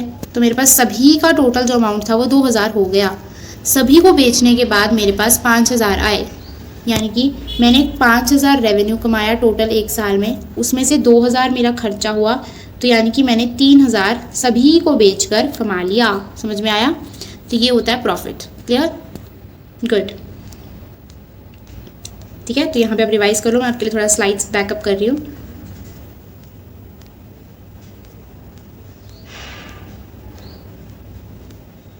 ठीक है, अब हम यहाँ पे क्यों आ गए मैम, फर्स्ट पेज पे। अब ध्यान रखना, मैंने आपको बोला था कि जब हम ये तीनों पढ़ लेंगे ना तो हम वापस आएंगे इस स्टेटमेंट को समझने के लिए, हम वही करने आए हैं। Whenever any business transaction takes place it results in the change of value of some asset, liabilities और कैपिटल। कैसे, इसको आप ब्रीफ में पढ़ोगे एक और चैप्टर के अंदर, पर अभी के लिए समझ लो कि सपोज करो रमेश ने मिंटू की दुकान से, रमेश ने मिंटू से 1000 रुपये का सामान खरीदा, ठीक है। तो मिंटू बड़ा खुश हुआ, मिंटू ने कहा ये लो बेटा, और ये लो रमेश, और रमेश ने उसको 1000 रुपये दे दिए। तो क्या हुआ, एक बढ़िया सी ट्रांजैक्शन हो गई। तो क्या हुआ, मिंटू के एसेट और लायबिलिटी पे कोई फर्क पड़ा? हाँ, मिंटू का स्टॉक कम हो गया। स्टॉक कम हो गया मतलब उसकी साड़ियाँ कम हो गई, जो भी कपड़े थे वो बेच रहा था वो कम हो गए, तो स्टॉक कम हो गया, यानी कि एसेट कम हो गया, ठीक है। लायबिलिटी तो कुछ नहीं बनी इस केस में, लेकिन उसके पास प्रॉफिट भी तो आया, यानी कि इनकम भी तो आई, कैश भी तो आया, तो यानी कि एक तरीके से एसेट बढ़ा भी, कैश आया तो एसेट बढ़ा, ठीक है। अगर इसमें कुछ प्रॉफिट होगा तो कैपिटल बढ़ेगी। प्रॉफिट होता है हमें कभी भी कोई भी, या फिर हमारा कोई खर्चा होता है, या हाँ प्रॉफिट होता है या कोई खर्चा होता है, तो वो कैपिटल को इफेक्ट करता है, ठीक है। तो जो प्रॉफिट हमारे को हुआ, इसमें से कुछ भी हुआ होगा मान लो हाइपोथेटिकल, तो वो हमारे जो है उसको प्रॉफिट को इंक्रीज करेगा, कैपिटल को इंक्रीज करेगा, ठीक है ना। तो यहाँ पर आपको पता चल गया, कोई भी बिजनेस ट्रांजैक्शन होती है तो एसेट, लायबिलिटी और कैपिटल पे फर्क पड़ता है। क्लियर? अब एक चीज़ और, आई गेस यहाँ पर रियली सॉरी चिल्ड्रन, मैं पढ़ाते पढ़ाते ये दोनों करा के आगे चली गई, मैंने ये नहीं कराया, फिक्टियस और नॉमिनल एसेट, इसको भी मैं करा देती हूँ। फिक्टियस एसेट्स क्या होते हैं, और या फिर उसका दूसरा नाम है नॉमिनल एसेट्स। ये कौन से एसेट्स होते हैं चिल्ड्रन? तो फिक्टियस एसेट या नॉमिनल एसेट, फिक्टियस का नाम क्या होता है? फिक्टियस का मतलब क्या होता है? फेक, नॉट ट्रू, जो फेक होता है, जो ट्रू नहीं होता। तो फिक्टियस एसेट अपने आप में क्या कह रहा है कि मैं एसेट नहीं हूँ, ये असलियत में एसेट नहीं होते हैं, लेकिन इनको हम एसेट्स की तरह ही शो करते हैं, एसेट्स में ही शो करते हैं, पर ये एसेट नहीं होते हैं, ठीक है। ये फेक एसेट्स होते हैं, ठीक है। ये कंपनी के लिए लॉस हो सकता है, एक्सपेंस हो सकता है, जैसे कि प्रीलिमिनरी एक्सपेंसेस, या फिर हम बात कर सकते हैं, ठीक है। सो फिक्टियस एसेट्स फेक एसेट्स होते हैं जो कंपनी के असली एसेट नहीं होते। और प्रीलिमिनरी आप इसे कह सकते हो। प्रीलिमिनरी मतलब प्रीलिमिनरी एक्सपेंसेस होते हैं जो कि बिजनेस का भी स्टार्ट नहीं हुआ होता उससे पहले के खर्चे होते हैं, ठीक है। या फिर आपने किसी को डिस्काउंट दिया है तो वो आपका एसेट तो नहीं है, आपने किसी को डिस्काउंट दिया तो आपका एसेट थोड़ी ना हुआ, लेकिन आपका खर्चा हुआ, तो वो फिक्टियस एसेट्स में आते हैं इस तरीके के एसेट्स, ठीक है। और इतना डीप में आप इसको भी इतना वो नीडेड नहीं है, आपको फर्दर कोर्स का करते करते याद हो जाएंगे। मैं बार बार यही बोल रही हूँ क्योंकि आपको ये सब कुछ इतना रटना नहीं है, आप रटने मत बैठ जाना, बहुत अंडरस्टैंडिंग लेवल के साथ आप इन सबको कर पाओगे क्योंकि ये बेसिक चीज़ें हैं, आपको समझ में आ जाएंगी विद टाइम, ओके। पर आपको ये नहीं है कि आपको करना नहीं है, आपको करना तो है, ठीक है। नाउ प्रॉफिट हमने कर लिया, अब हम नेक्स्ट गेन और लॉस यहाँ पे बात करेंगे, ठीक है। अकाउंटिंग टर्म पर चलें तो ये वाली जो अकाउंटिंग टर्म है ये बहुत ज़्यादा इंपॉर्टेंट रहने वाली है, सारी इवेंट की इंपॉर्टेंट है। हमने जस्ट अभी अभी डिस्कस किया प्रॉफिट में हमने बात की थी कि हम टोटल रेवेन्यू को टोटल एक्सपेंसेस में से जो है माइनस करते हैं और हमारा प्रॉफिट जो है निकल के आ जाता है। प्रॉफिट हम लॉन्ग टर्म का कैलकुलेट करते हैं, राइट। अब हम बात कर रहे हैं गेन की। गेन क्या होता है? आप सोचोगे gain and the profit is one and the same thing, but no, gain और प्रॉफिट में भी थोड़ा सा अंतर जो है होता है। कैसे होता है आइए जानते हैं। गेन क्या है? मॉनेटरी बेनिफिट है। प्रॉफिट हो सकता है, एडवांटेज हो सकता है किसी इवेंट या ट्रांजैक्शन से। इवेंट और ट्रांजैक्शन आपको पता ही है, which are incidental to the business, मतलब इंसिडेंटली, मतलब ये हमेशा नहीं होता है। इट इज यू कैन से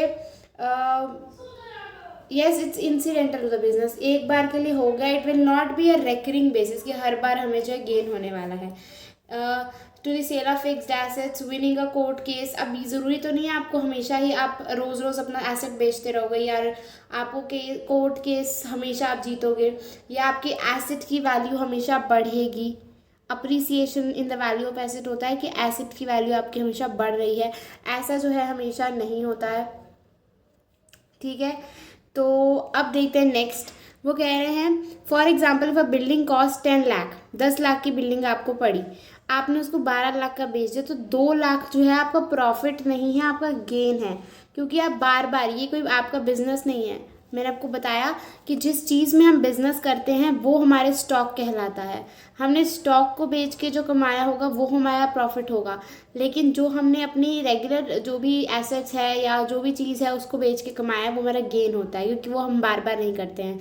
it's just for a limited time और जस्ट फॉर अ फ्यू, कभी कभी होता है, ये हमेशा नहीं होता, ठीक है। तो गेन समझ में आ गया। मॉनेटरी बेनिफिट ही होगा। मॉनेटरी बेनिफिट मीन्स आपको पैसे में ही बेनिफिट जो है वो मिलेगा, ठीक। Okay, next is loss. Loss तो नाम से ही समझ में आ रहा है कि यस हमें बेनिफिट नहीं हुआ है। The term conveys two different meanings. First it conveys the result of a business for a period. अब ऐसा भी तो हो सकता है, हमने जैसे पीछे डिस्कस किया कि total revenue minus total expenses जो है क्या होता है? प्रॉफिट होता है। ऐसा भी तो हो सकता है हमारे जो एक्सपेंसेस, हमारे जो खर्चे हैं ये ज़्यादा हो जाए। यदि हमारे जो खर्चे हैं ये ज़्यादा हो जाएंगे, हमारे रेवेन्यू जो है कम रहेगा, तो क्या बन जाएगा? ये लॉस बन जाएगा। अगर हम टोटल रेवेन्यू में से टोटल एक्सपेंस को माइनस करते हैं तो प्रॉफिट आता है ना, कि रेवेन्यू ज़्यादा है। अगर हम टोटल एक्सपेंस में से टोटल रेवेन्यू माइनस कर देंगे तो क्या हो जाएगा? लॉस हो जाएगा। कैसे? क्योंकि इस केस में क्या होगा? टोटल एक्सपेंसेस जो हमारे ज़्यादा होंगे, ठीक। Any doubt to anybody? किसी को किसी भी तरीके का कोई भी डाउट है तो वो अभी जो है यहाँ पर क्लियर कर सकता है। Any doubt, children? Okay. So coming to the next question, loss. तो टर्म दो तरह की मीनिंग्स कन्वे करता है। पहला कि result of a business for a period one total expenses exceeds total revenue, मतलब खर्चे जब हमारे ज़्यादा होंगे और रेवेन्यू जो हमारा कम होगा, ठीक। For example if revenues are 2 lakh and expenses are 2,40,000, then 40,000 का क्या हो गया? लॉस हो गया। Secondly, it refers to some fact or activity against which firms receives no benefit. Suppose करो हमने अपनी बिल, अब यहाँ पर लॉस के दो मीनिंग है। प्रॉफिट के केस में हमने दो मीनिंग्स कैसे डिस्कस किए थे? प्रॉफिट और गेन के बेसिस पे। प्रॉफिट हम सिर्फ स्टॉक की बात कर रहे थे, जैसे इन्होंने ऊपर बात की। अब गेन में क्या बात कर रहे थे? कि किसी एसेट को बेच के अगर हमें प्रॉफिट हो, अगर हम किसी स्टॉक को बेच के लॉस कमाते हैं, लॉस होता है हमें, तो भी ये लॉस कहलाएगा। अगर किसी एसेट को बेच के या कोई फायर लग जाती है या किसी एसेट को बेच के हमें कोई बेनिफिट नहीं होता, सपोज 10 लाख की जो है बिल्डिंग थी, वो उसकी जो रेवेन्यू हमें, उसका जो बेसिकली पैसा हमें मिला वो 5 लाख मिला, 5 लाख की रह गई, तो लॉस ही हुआ ना एक तरीके से। अगर मैं कहूँ कोई फायर लग गई, कोई चोरी हो गई, कोई एक्सीडेंट हो गया, तो ये सारा कुछ लॉस में ही कवर होता है, ठीक है। It may be noted that losses differ from expenses. खर्चा वो होता है जो हमारे को रेवेन्यू जनरेट करता है। ये लॉस जो है और खर्चा अलग अलग चीज़ें है। खर्चे में क्या होता है, हम खर्चा करते हैं लेकिन हमें कुछ बदले में मिलता है, ठीक है। लॉसेस से नहीं मिलता, लॉस तो सिर्फ पूरा टोटल लॉस होता है। खर्चे से हमें कुछ बेनिफिट होता भी है, लॉस से जो है किसी भी तरीके का कोई भी बेनिफिट जो है हमें नहीं होता, ठीक है। For example the theft of an asset is a loss but it's depreciation is an expense. मतलब जो एसेट होता है अगर उसकी चोरी हो जाए तो ये तो है एकदम पूरा पूरा लॉस, लेकिन अगर हमारे पास वो एसेट पड़ा हुआ है, उस पर डेप्रिसिएशन लग रहा है, डेप्रिसिएशन मतलब उसकी वैल्यू घटती जा रही है दिन पर दिन, तो वो क्या होगा, हमारे पास सपोज करो कंप्यूटर है, उसकी वैल्यू हमने उसको यूज़ किया, 10 साल बाद उसकी वैल्यू तो कम होगी ना, उसको डेप्रिसिएशन, उसको एक्सपेंस कहते हैं, ठीक है। डेप्रिसिएशन मतलब वैल्यू कम होना एसेट की, और ये जो वैल्यू कम होती है इसको खर्चा कहते हैं, लेकिन अगर चोरी हो जाए हमारा एसेट तो उसको लॉस कहते हैं। लॉस मेरे ख्याल से कोई ज़्यादा डिफिकल्ट था नहीं, आपको समझ में आ गया होगा। परचेजेस वेरी सिंपल, लेकिन थोड़ा सा आप कंफ्यूज हो जाते हैं, तो चलिए इसीलिए इसको समझते हैं एक बढ़िया सी एग्जाम्पल से। यस, तो सपोज करो ये है हमारा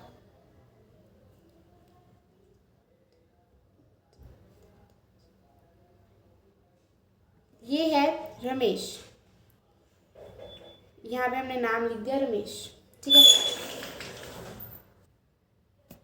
ठीक है। तो जो रमेश है वो क्या करता है, एक उसका क्लॉथ का शॉप है, ठीक है, अगेन हम यही बात करेंगे, उसका क्लॉथ हाउस है, ठीक है, और वो कपड़े खरीदने गया मार्केट से अपनी दुकान पे बेचने के लिए, ठीक है। उसने इस दुकान से कपड़े खरीदे और वापस अपनी दुकान पे ले गया, ठीक है, और उसने यहाँ पर अपने जो कपड़े हैं वो बेचने स्टार्ट कर दिए। जैसे ही उसने अपने कपड़े यहाँ पर बेचने स्टार्ट कर दिए, इसको हम कहेंगे, अब ध्यान से समझना, ये रमेश है, इसकी दुकान है, इसने इस बंदे से कपड़े खरीदे, खरीदना मतलब परचेज करना, तो इसको परचेज कहते हैं, वेरी सिंपल, ठीक है। लेकिन ध्यान रखना, उसने कपड़े खरीदे क्योंकि उसका कपड़े का बिजनेस था, तो जिस चीज़ का आपका बिजनेस होगा, अगर आप वही सामान खरीद रहे हो तो उसको परचेज कहते हैं, उसको परचेजेस कहते हैं। अगर आप कुछ और खरीद रहे हो तो उस चीज़ का नाम आएगा। सपोज आप मशीनरी खरीद रहे हो तो आप लिखोगे क्या, मशीनरी। अगर आपने सिर्फ अपने जो जिस चीज़ का बिजनेस कर रहे हो वो खरीदा है, कोई स्टॉक खरीदा है जिसमें आप बिजनेस कर रहे हो, तो हम वर्ड परचेजेस यहाँ पे यूज़ करेंगे, ठीक। ओके, तो डेफिनेशन ज़रा इसकी रीड कर ली जाए। Purchases, the term purchases is used only for the purchase of goods in which the business deals. यही मैंने आपको बताया, ये परचेजेस वर्ड उसी के साथ लगता है जिस में बिजनेस डील करता है, जिन सामान में बिजनेस जो है डील करता है, ठीक है। In case of manufacturing concern goods, अगर सपोज कोई मैन्युफैक्चरिंग इंडस्ट्री है, वो गुड्स बना रही है, तो इसका मतलब होगा रॉ मटेरियल जो वो फिनिश प्रोडक्ट्स में कन्वर्ट कर रहा है सेल करने के लिए, वो सारा जो है यहाँ पर हम वर्ड यूज़ करेंगे परचेजेस के लिए, ठीक है। रॉ मटेरियल से लेके फिनिश गुड्स तक हम सारा क्या यूज़ करेंगे, yes, purchase. So in case of trading concern, goods are those things which are purchase for resale.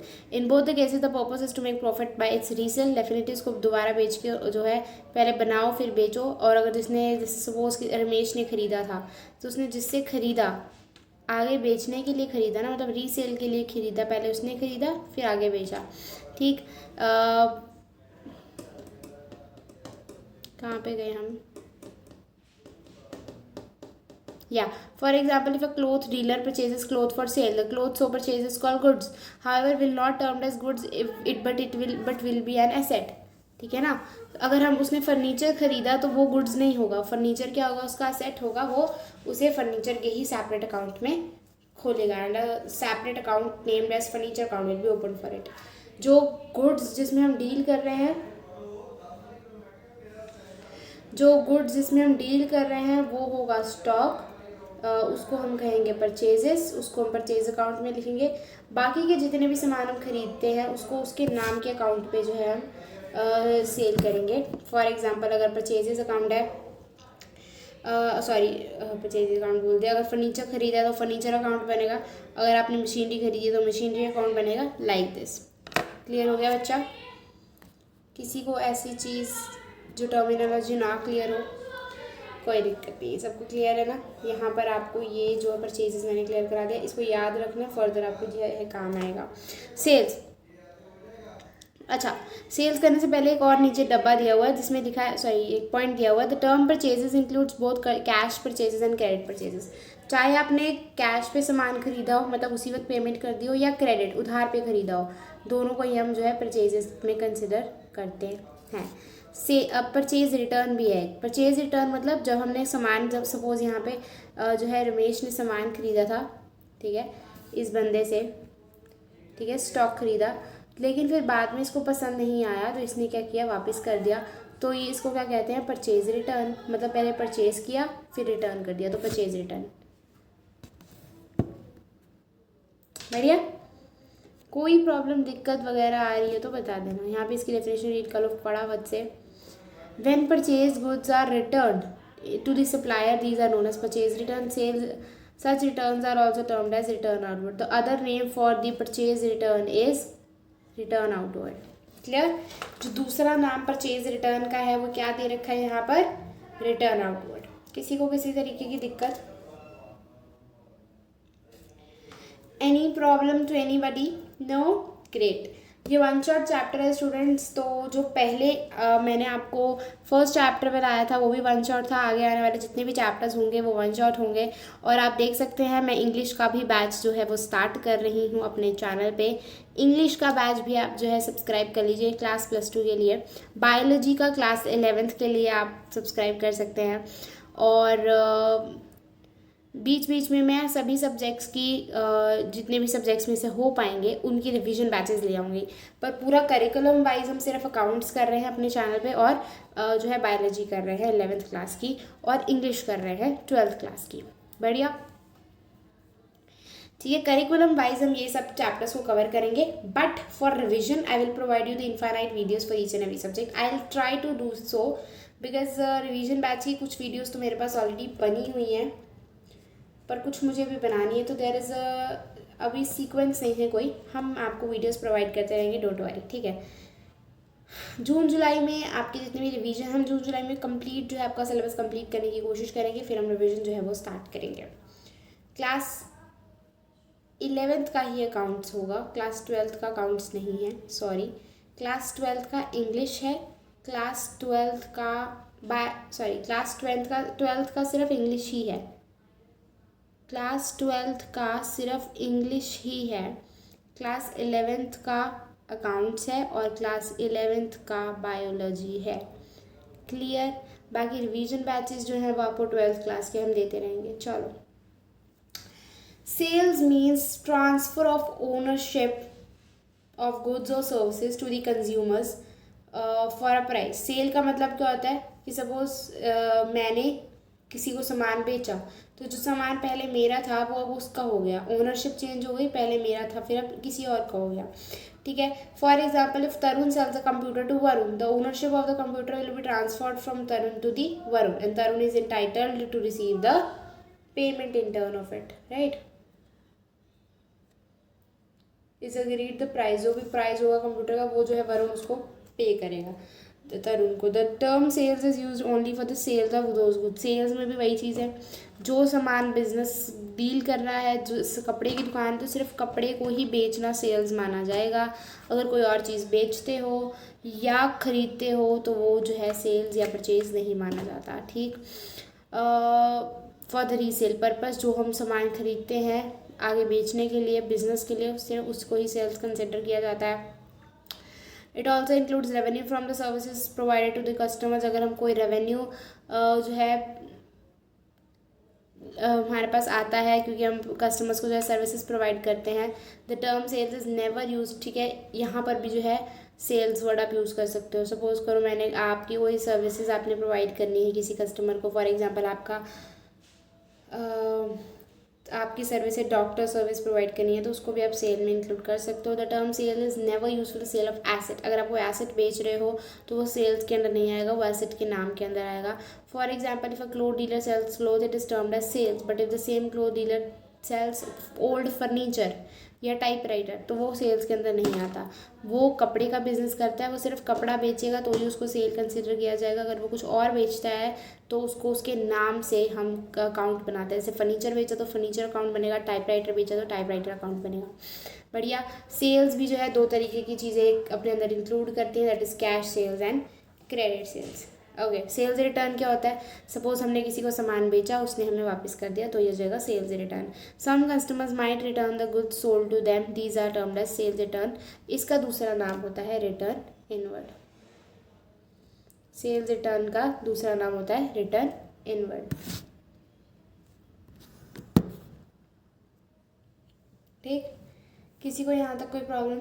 चलो नेक्स्ट, स्टॉक। स्टॉक क्या होता है? ये स्टॉक इन ट्रेड क्या होता है? अभी आपको इतनी देर से यही बताती जा रही हूँ कि जिसमें आप डील करते हो, जिसमें आपका जो है बिजनेस डील करता है, जिस बिजनेस जिस चीज़ में, उसको हम जो है स्टॉक कहते हैं।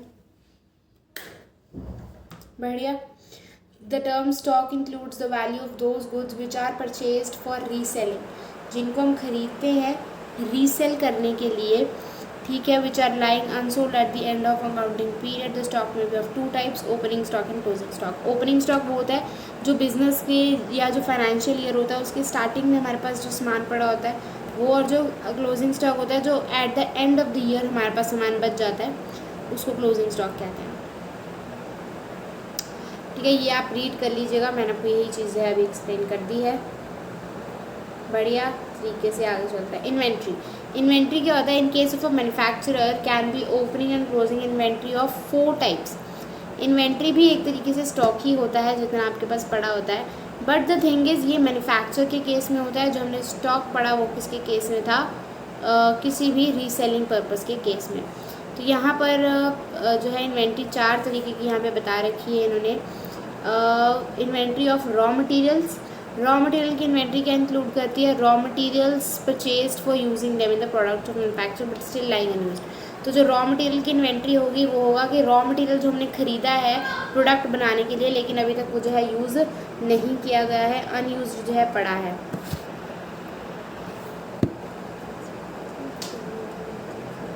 Okay, and for example the value of cotton in case of cotton mills is inventory. अब हमने कॉटन खरीद के रखी है, ठीक है, कॉटन खरीद के रखी है हमने उसका कॉटन का कपड़ा बनाने के लिए, लेकिन जो है अभी हमने उसको यूज़ नहीं किया, तो क्या होगा? कॉटन की रॉ मटेरियल कॉटन की इन्वेंट्री हो जाएगी। ठीक है, inventory of work in progress.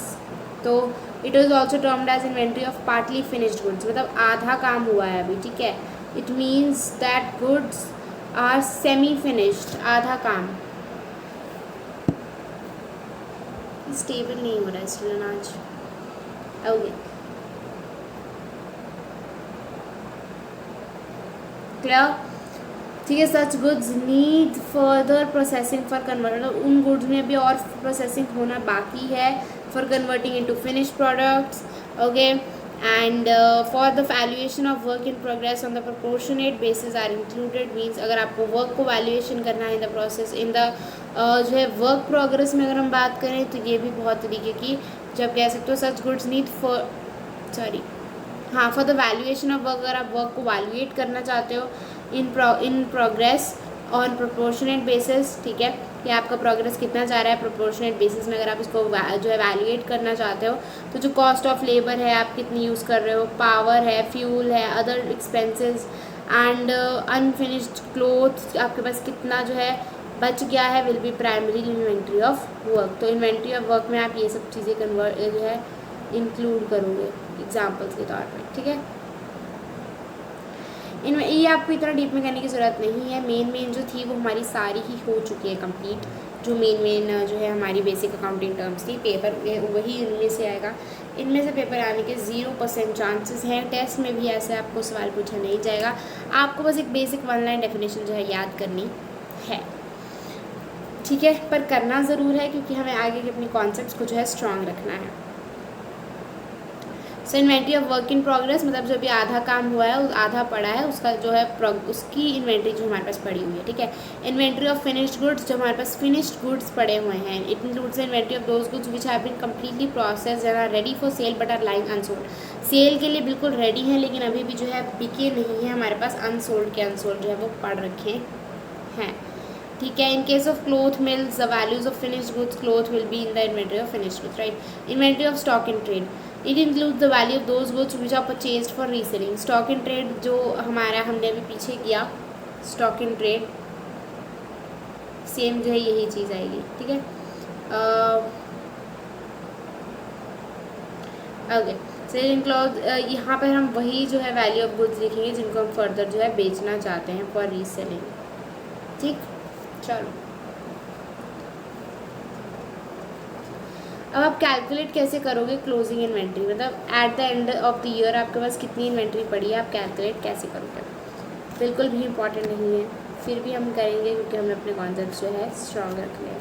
Important क्यों नहीं है, क्योंकि आपको फर्दर चैप्टर्स में ही आएगा। चिल्ड्रन अभी इस चैप्टर में आपको इसके इतने क्वेश्चंस नहीं आएंगे, फर्दर चैप्टर्स में आपको इसके क्वेश्चन जो है वो पूछे जाएंगे।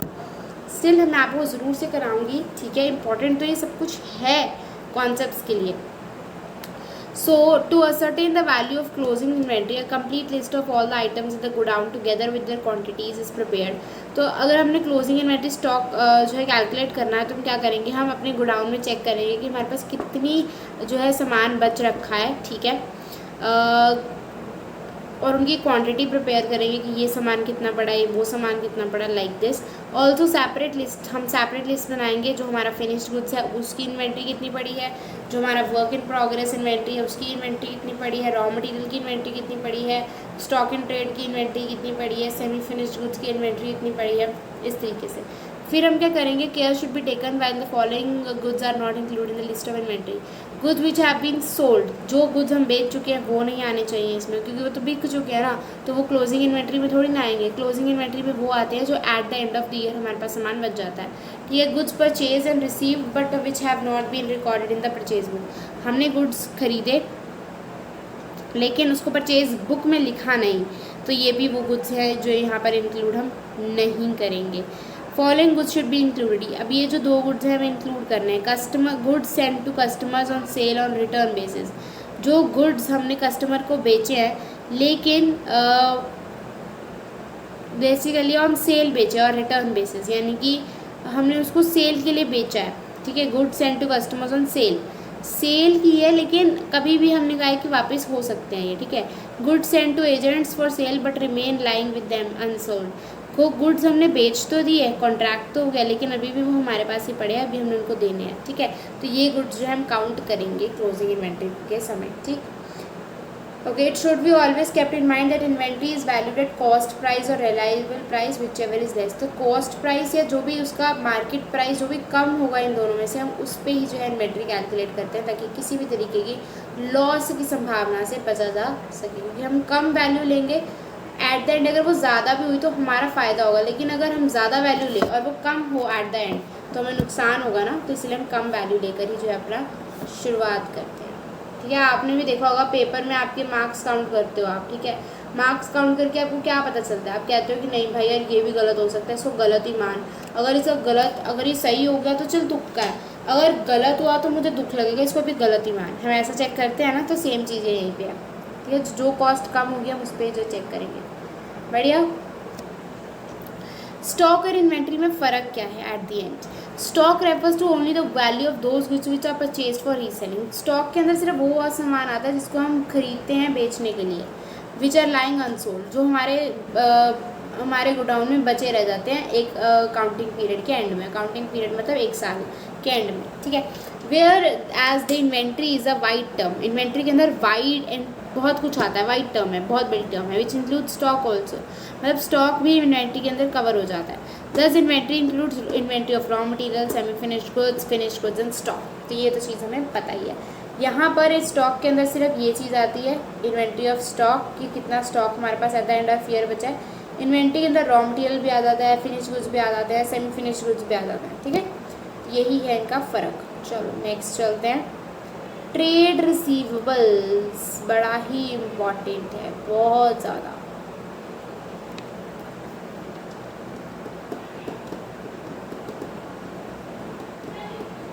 चलो, trade receivables refers to the amount receivable on account of sale of goods, जो सामान बेच के हमें पैसा मिलेगा, ठीक है ना। Trade receivables refers to the amount receivable on account of sale of goods और सर्विसेज, सर्विसेज बेच के या सर्विसेज प्रोवाइड करके, सेल ऑफ गुड्स करके जो हमारे पास पैसा आएगा कंपनी को, in the normal cost of business course जो हमारा नॉर्मल है सेम, उसमें पैसा आएगा, दैट इज ट्रेड रिसीवेबल। दो तरह के होते हैं, डेटर्स और बिल रिसीवेबल। डेटर्स कौन से होते हैं? जिनसे फ्यूचर में हमें जो है पैसा मिलना होता है। सपोज़ एक बंदा है, एग्जांपल मान के चलो,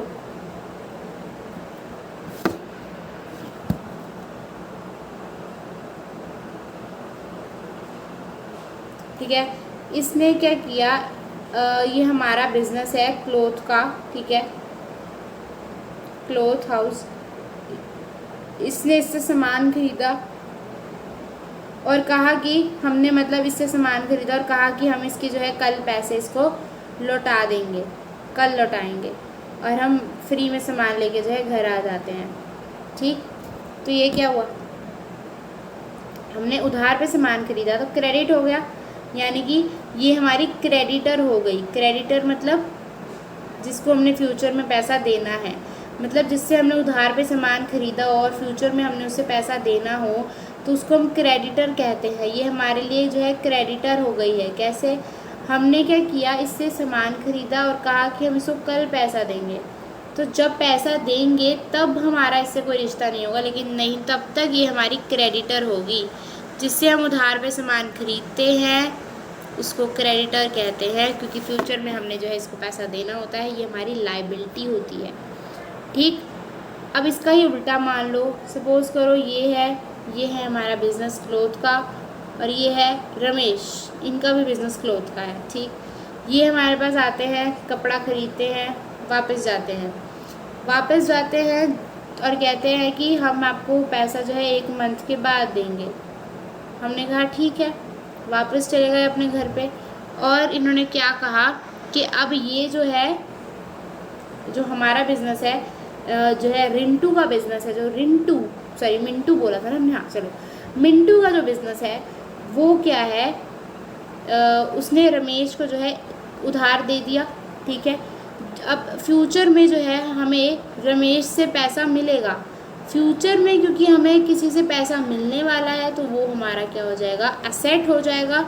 और जो है जो हमसे सामान खरीदता है और जो हम बेसिकली जिसने हमें पैसा देना है फ्यूचर में, वो तो एसेट होता है।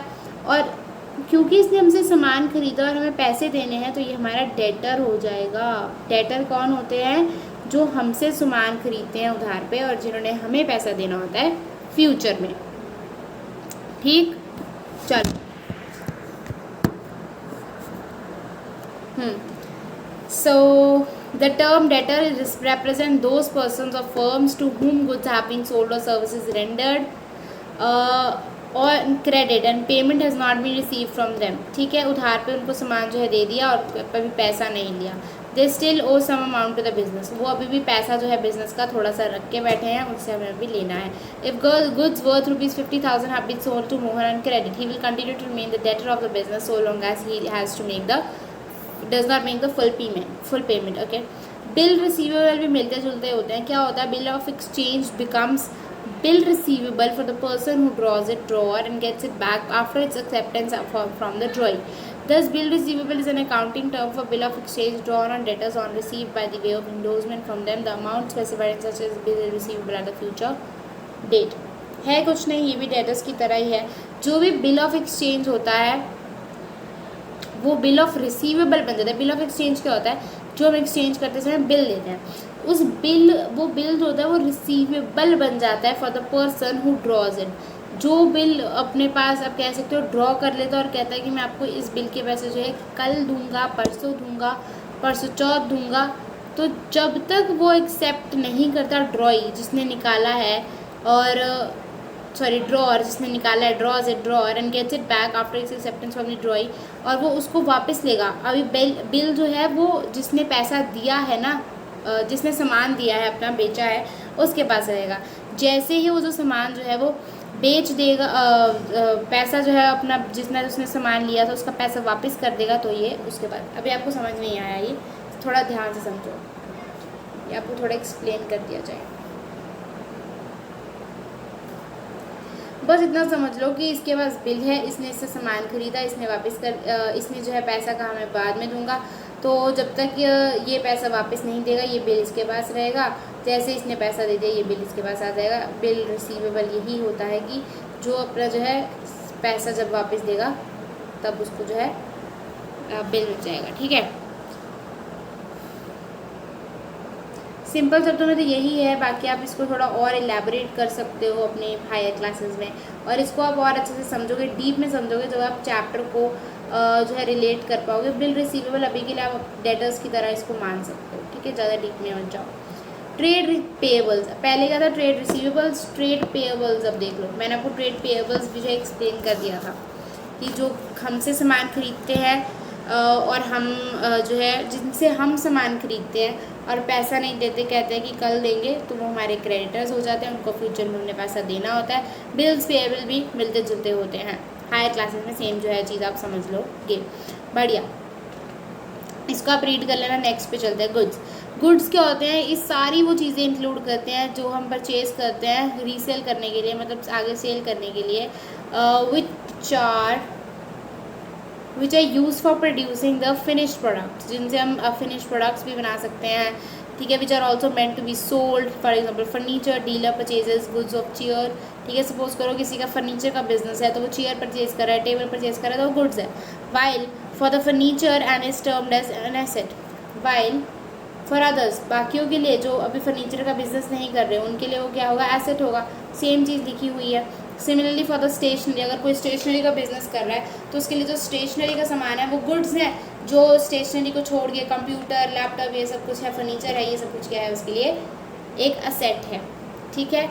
उसके लिए इनमें से कोई भी चीज़ है गुड्स नहीं होगी। गुड्स वही होता है जिसमें बंदा काम कर रहा होता है, ठीक है। Cost, cost can be termed as the amount of resources given up in exchange for some goods और सर्विसेज। जैसे ही हमें कोई गुड्स और सर्विसेज हमने किसी को दी तो उसके बदले में जो हमें मिलेगा that is cost. Cost can be termed as the amount of resources given up in exchange for some goods और सर्विसेज। सपोज हमने कुछ लिया तो उसके बदले हम कॉस्ट पे करेंगे। The resources given up are as money और मनी इज इक्विलेंट, या तो हम कोई भी गुड्स और सर्विसेज रिसीव करते हैं तो उसके बदले हम उनको पैसा देते हैं, या जो भी मनी की इक्विलेंट में हम कुछ भी दे सकते हैं, ठीक है। The chartered institute of management accountants CIMA London has defined the term cost as follows. Cost is the amount of expenditure, actual or notional. Notional, that means you can say which is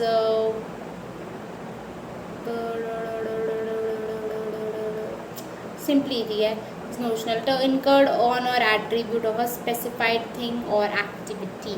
मतलब उन्होंने क्या define किया है कि cost is the amount of expenditure, खर्चा है actual या notional, incurred जो हम करते हैं ऑन और एट्रीब्यूटल, मीन्स जो हम खर्चा इनकर करते हैं और किसी भी एक्टिविटी में, या एट्रीब्यूटल टू अ स्पेसिफाइड थिंग, जो खर्चा बनता ही बनता है, ठीक है। सिंपली द स्पेसिफिक थिंग और एक्टिविटी में बी अ प्रोडक्ट, सर्विस और एनी एक्टिविटी। कोई भी एक्टिविटी हो सकती है जिस पर हम खर्चा करें, या प्रोडक्ट हो सकता है, कॉस्ट हो, सर्विसेज हो सकती है। चलिए एग्जाम्पल से समझते हैं। सपोज कोई मशीनरी है जिसका परचेज प्राइस फ्राइट मिलाकर मतलब सपोज करो हमने कोई मशीनरी खरीदी तो उसको अपने गोडाउन तक लाने के लिए जो ट्रैवलिंग एक्सपेंसेस होंगे, जो उसको चलना पड़ेगा, that is also included as freight. तो जो फ्रेट होता है आपको समझ में आ गया क्या होता है कि ट्रैवलिंग एक्सपेंसेस जो भी उसको वहाँ से वहाँ लेके आने में, कैरेज में जो सामान खर्चा आता है, इंस्टॉलेशन एक्सपेंसेस, मशीनरी खरीद तो ली, उसको काम पे लगाना है, उसमें इंस्टॉल करने में जो खर्चा आएगा। Further the expenditure incurred may be actual और नोशनल, ठीक है। कोई भी खर्चा चाहे एक्चुअल हो चाहे नोशनल हो, मीन्स एग्जाम्पलरी हो। The amounts, notional basically meaning होता है कि एक्सप्रेस नहीं करना। सो नोशनल क्या होता है बच्चा, नोशनल होता है जो हमारे मन में ही है, मतलब असलियत में ऐसा कुछ है नहीं, ठीक है, हमारे माइंड में ही चल रहा है, एक्चुअल नहीं है, ठीक है। Next, the amount spent on the purchase of raw material and its actual expenditure, whereas notional expenditure is one which does not provide any cash outlay. Notional expenditure is conceptual and deemed to have been incurred. Example, rent of owned factory, interest on owned capital. मतलब आप अपनी factory में ही बैठे हो, ठीक है, तो उसको रेंट थोड़ी ना दोगे, लेकिन आप अपनी फैक्ट्री, अगर आप किसी और की फैक्ट्री में बैठे होते तो आपको रेंट देना पड़ता, तो वो रेंट अपनी ही फैक्ट्री का आप अलग से निकाल रहे हो, तो दैट इज़ नोशनल एक्सपेंडिचर। ठीक है, यहाँ पे कॉस्ट में अभी आपको ज़्यादा करने की ज़रूरत नहीं है, सेम चीज़ जो आपको स्कूल में कराया गया है उतना लर्न कर लो। बाकी कॉस्ट का जो एग्जैक्ट मीनिंग है वो यही है कि खर्चा जो भी हम गुड्स एंड सर्विसेज के लिए करते हैं। एंड यहाँ पे आप लंदन वाली भी कर सकते हो डिफ़ाइन, ठीक है। और क्या कर सकते हो, एक एग्जांपल कर सकते हो मशीन वाली, यहाँ तक एक एग्जांपल बहुत है, आप दो भी कर सकते हो, ठीक है। लाइकवाइज कोई भी मशीन खरीदते हो तो उसका सारा खर्चा आता है, सिर्फ मशीन को ख़रीदने के जो पैसे दिए हैं वो नहीं आते, सारा उसके अंदर फ्रेट आता है, इंस्टॉलेशन एक्सपेंसेस आते हैं, सब कुछ आता है, ठीक है। चलो नेक्स्ट, वाउचर, कि तो आपको भी बहुत बार हो सकता है मिला हो। तो वाउचर क्या होता है? यस, वाउचर क्या होता है students? Okay, so voucher is another document is a document which provides authorization to the pay and on the basis of which business transaction are first of all recorded in the books of accounts. तो voucher में सारी transactions लिखी होती हैं, वो वहीं से देखकर हम अपनी बुक्स ऑफ अकाउंट्स में सारी जो है ट्रांजैक्शंस बनाते हैं। A separate voucher is prepared for each transaction, her transaction के लिए सेपरेट वाउचर। सपोज एक बंदा आया उसका अलग वाउचर, दूसरा बंदा आया उसका अलग वाउचर, मतलब हर ट्रांजैक्शन का। लाइक अगर परचेज़ की सारी ट्रांजैक्शन है तो एक वाउचर में, सेल्स की सारी ट्रांजैक्शन है, सपोज 10 बंदे परचेज़ करने आए तो उनका एक वाउचर बनेगा, लाइक दैट। सेल्स जो करने आए उनका अलग बनेगा। And it specifies the accounts to be debited और credited. The form of a voucher varies from firm to firm since vouchers are printed separately by different firms in their own names. Vouchers जो है हर एक firm का अपना बनता है, ठीक है, अपने नाम पे बनता है। Vouchers are prepared by accountants only and each voucher is numbered and counter signed by an authorized person of the firm. जो फर्म ने ऑथराइज किया होता है कि इसके ही साइन चलेंगे, उस वो काउंटर साइन करता है। एंड हर एक जो है वाउचर उस पर नंबर लिखा होता है, ये इतने नंबर है और इतना नंबर का वाउचर है, और प्रिपेयर कौन करता है? अकाउंटेंट करता है। डिस्काउंट हम सबका फेवरेट। चलो डिस्काउंट क्या होता है? हाँ, ये तो हम सबको पता है कि जो भी गुड का असली प्राइस है उस पर थोड़ा सा डिडक्शन मिल जाना, right. Discount is either an allowance offered by seller of goods of the selling price of the goods और deduction for making prompt payment. It's of two types, very important. तो क्या होता है, जब क्या होता है, सपोज करो ये एक एग्जांपल लेते हैं, रमेश, नहीं चलो मिंटू लेते हैं, मिंटू, इसका क्लोथ का बिजनेस है, चलो ठीक। यहाँ पर है, आप कह सकते हो एक बंदा जो सामान खरीदने आया है, यहाँ पर ये बंदा ना इससे 100 साड़ियाँ खरीदता है, इतना ज़्यादा सामान खरीद रहा है, तो इसको ये क्या कहता है कि क्योंकि आपने बहुत सारा सामान खरीदा मैं आपको डिस्काउंट दूंगा। एक तो डिस्काउंट इसलिए मिलता है, दूसरा डिस्काउंट तो मिलता है अगर आप उसको उसी वक्त पेमेंट कर दो इतने सारे सामान की, तो भी आपको डिस्काउंट मिलेगा। अगर आप क्रेडिट पेमेंट में क्रेडिट में इसको कहते हो कि मैं 100 साड़ियाँ खरीद रहा हूँ, पेमेंट कल परसों दूंगा, तो जितने टाइम तक, सपोज आपने उसको 30 दिन का टाइम दिया, 30 दिन के अंदर अंदर वो उसने पैसा दे दिया तो आप उसे डिस्काउंट दोगे, अगर उसने 30 दिन के बाद दिया तो आप उसको कोई डिस्काउंट नहीं दोगे। तो ऐसा करने से क्या होता है, वो डिस्काउंट की लालच में आपको पैसा जो है 30 दिन के अंदर अंदर दे देता है। तो ऐसी चीज़ें जो है बिजनेसमैन क्रिएट करते हैं। ट्रेड डिस्काउंट और कैश डिस्काउंट। ट्रेड डिस्काउंट क्या होता है, when a discount is allowed by seller, मतलब जो सामान बेच रहा है,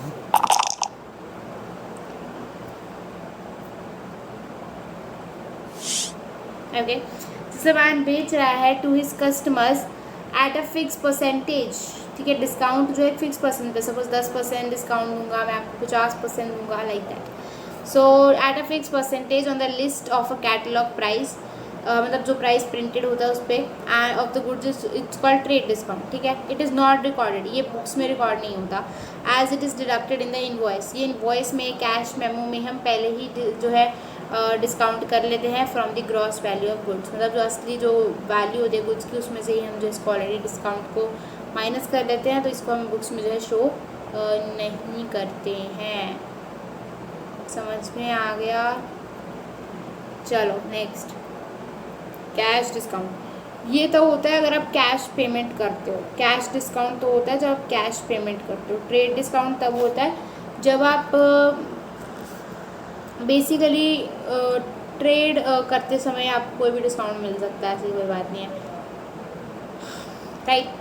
सो अपने सेलर जो अपने कस्टमर को देता ही देता है, ठीक है। Cash discount is allowed to the customers for making prompt payment, मतलब अगर आपने उसी टाइम पे पेमेंट दे दिया। For example if seller allows 2% discount for the payment within a week, अगर आपने एक हफ्ते में फिर जो पेमेंट दे दिया तो मैं आपको 2% का डिस्काउंट दूंगा, वरना नहीं दूंगा। तो आपको एक हफ्ते के अंदर अंदर पैसा आ जाएगा। क्यों? क्योंकि वो डिस्काउंट की लालच में आपको जल्दी से जल्दी पैसा दे देंगे, क्योंकि पैसा तो देना ही, अगर बाद में दोगे तो उनको डिस्काउंट नहीं मिलेगा। डिस्काउंट अगर वो चाहते हैं तो क्या होगा, आपको एक हफ्ते में पैसा दे देंगे। तो ये बढ़िया तरीका है ना। चलो, it is called cash discount, it is always recorded in the books of account. ये जो है रिकॉर्ड, ट्रेड डिस्काउंट रिकॉर्ड नहीं होता, लेकिन ये रिकॉर्ड होता है। Cash discount is always recorded in the books of accounts. बढ़िया। नेक्स्ट, ये क्लियर हो गया ना आपको? चलो next, rebate. Very important my children, it's very important. Rebate क्या होता है? नहीं, मैंने ज़्यादा बोल दिया ना इम्पॉर्टेंट। ठीक है, ये भी इम्पॉर्टेंट। चलो, it is a reduction in the value of goods sold. जो भी हमने सामान बेचा है उसकी वैल्यू रिडक्शन हो जाएगा, allowed by the seller after the goods have been sold.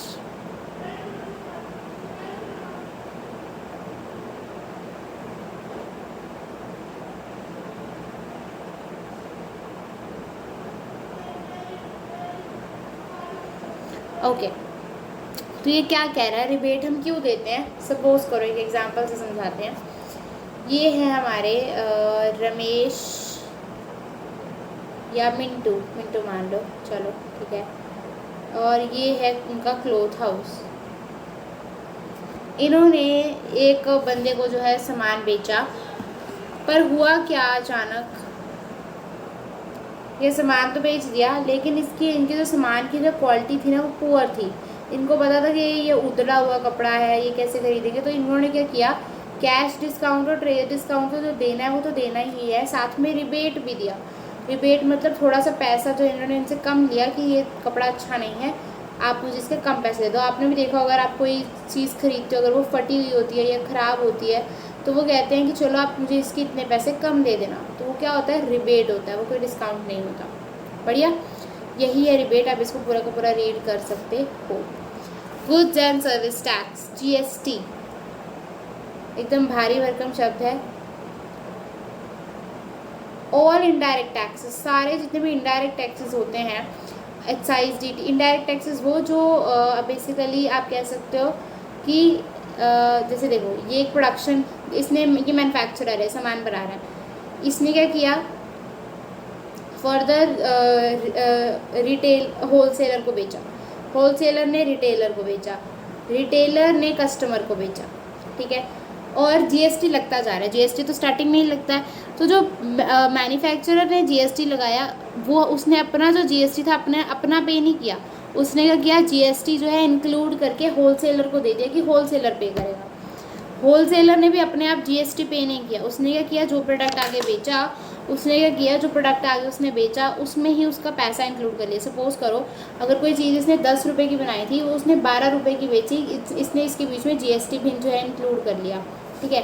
12 रुपये, इसने इसको बेचा 13 रुपये में, तो इसने 13 रुपये की चीज़ में GST ऐड करके, इसके अंदर तो ऑलरेडी GST है ना, ठीक है ना, यहीं पे ऐड कर दिया था। 10 रुपये की चीज़ थी, 2 रुपये का GST था, अब इसके अंदर ऑलरेडी GST है। इसने क्या किया, अपना प्रॉफिट डाल के 14 रुपये का बेच दिया। और इसने क्या किया, इसमें भी ऑलरेडी GST है, तो इसने क्या किया, इसको 15 रुपये का बेच दिया कस्टमर को। एट द एंड आप देखोगे, एट द एंड क्या पता चल रहा है कि GST कोई भी पे नहीं कर रहा, ये भी इसने अपना जीएसटी इसको पे करने के लिए दे दिया, 13 रुपये का बेचा। इसने अपना जीएसटी 14 इसको दे दिया कि ये बेचेगा, इसने अपना जीएसटी इसको दे दिया। तो एट द एंड जीएसटी पे किसने किया? कस्टमर ने, जिसने आगे वो सेल नहीं किया लेकिन खुद कंज्यूम कर लिया। तो जीएसटी पे किसने किया? कस्टमर ने। इसको इनडायरेक्ट टैक्स बोलते हैं। इनडायरेक्ट टैक्स की जिस पे लगाया जाता है, ज़रूरी नहीं है वही पे करे। जो है इनडायरेक्ट टैक्स जो होता है कोई भी पे कर सकता है, जिसके ऊपर ये लग रहा है, आप कह सकते हो एक पर्सन ज़रूरी नहीं है कि इसको पे करे, ठीक है, जैसा कि आपने एक एग्जांपल में समझ लिया। तो इनडायरेक्ट टैक्स वो टैक्स होते हैं। चलो, अब यहाँ पर क्या लिखा है कि जीएसटी एक इनडायरेक्ट टैक्स है ऑब्वियसली। तो इसके अंदर एक्साइज ड्यूटी, जो भी एक्साइज ड्यूटी भी जीएसटी का ही तरह ही होती है। Sales tax, VAT, value added tax बोलते हैं इसको, service tax etcetera have been merged into a single tax. तो हमने क्या किया, एक्साइज ड्यूटी को, सेल्स टैक्स को, वैट को, ये सर्विस टैक्स को, पहले इतने सारे टैक्सेस होते थे ना, लेकिन जब जीएसटी आया तो जीएसटी ने सिर्फ जीएसटी एक ही टैक्स लगता है। अब ये सारे टैक्स खत्म हो चुके हैं, सभी टैक्स के बदले में सिर्फ अब एक टैक्स आ गया है, जीएसटी, ठीक है। सारे जो भी टैक्सेस का झमेला था वो हटा दिया, सिर्फ एक टैक्स जीएसटी। बाकी के जो 2-3 टैक्स हैं अभी भी अलग थे जीएसटी के बाहर, वो भी होते हैं। चलो, GST is a paid at that time of purchase and GST is collected at the time of sale. GST जो है हमने देखा होल मैन्युफैक्चरर ने पे तो उसी वक्त कर दिया ना आगे अगले बंदे को, eight the time of purchase, जैसे जब उसने वो सामान बनाया उसने जीएसटी तो तभी देना था, लेकिन जीएसटी कलेक्ट कब हुआ? जब एट द एंड कंज्यूमर ने उसको सेल, जब रिटेलर ने उसको सेल कर दिया और कंज्यूमर ने जो है कंज्यूम कर लिया, तब जो है असलियत में जीएसटी की वैल्यू कलेक्ट होती है, ठीक है। ये मैं आपको एक्सप्लेन कर चुकी हूँ। Next, other important accounting terms. Entry, जब भी कोई ट्रांजैक्शन रिकॉर्ड करते हैं बुक्स में उसको एंट्री बोलते हैं कि एंट्री की कि नहीं आपने, इस तरीके से। बैड डेट्स, जब हम कोई सामान खरीदते हैं, सपोज करो मैंने सामान बेचा, चलो सामान बेचा, मैंने 10,000 का सामान किसी को बेचा, उसने मुझे कहा कि मैं आपको 10,000 बाद में दूंगा, मैंने कहा ठीक है, उसने बाद में मुझे पैसे दिए ही नहीं, उसने कहा चलो जाओ बाय बेटा टा सी यू, ठीक है, तो वो हमारे बैड डेट्स हो गए। डेटर कौन होते हैं? जिनसे फ्यूचर में हमें पैसा मिलना होता है, लेकिन अगर डेटर बोल दे कि मैं आपको पैसा नहीं दे रहा, तो वो मेरा पैसा डूब गया, और वो डूबा हुआ पैसा क्या होता है? बैड डेट्स, ठीक है। It is the amount that has become irrecoverable from a debtor. It is a business loss and is debited to profit and loss account as an expense. ये लास्ट सेकेंड लाइन आप अभी छोड़ दो, या आप and में आपके जो चैप्टर्स हैं उनमें समझोगे। इंसॉल्वेंट, इंसॉल्वेंट क्या होता है? मतलब कंपनी के ऐसे हालात आ गए हैं कि अब वो अपने जो उधार है जो उसने लिए हुए हैं वो उनको चुका नहीं सकती, ठीक है। इंसॉल्वेंट, अ पर्सन और an enterprise which is not in a position to pay its debts, जो अपने उधार नहीं चुका सकती, उसको इंसॉल्वेंट बोलते हैं, ठीक। बढ़िया, क्वेश्चन समझ में आ रहे हैं चिल्ड्रन? नेक्स्ट, सॉल्वेंट क्या होता है? इंसॉल्वेंट का उल्टा, अ पर्सन और an enterprise which is in a position to pay, मतलब जो अपने सारे उधारों को आराम से चुका सकती है, उसको क्या कहेंगे? सॉल्वेंट।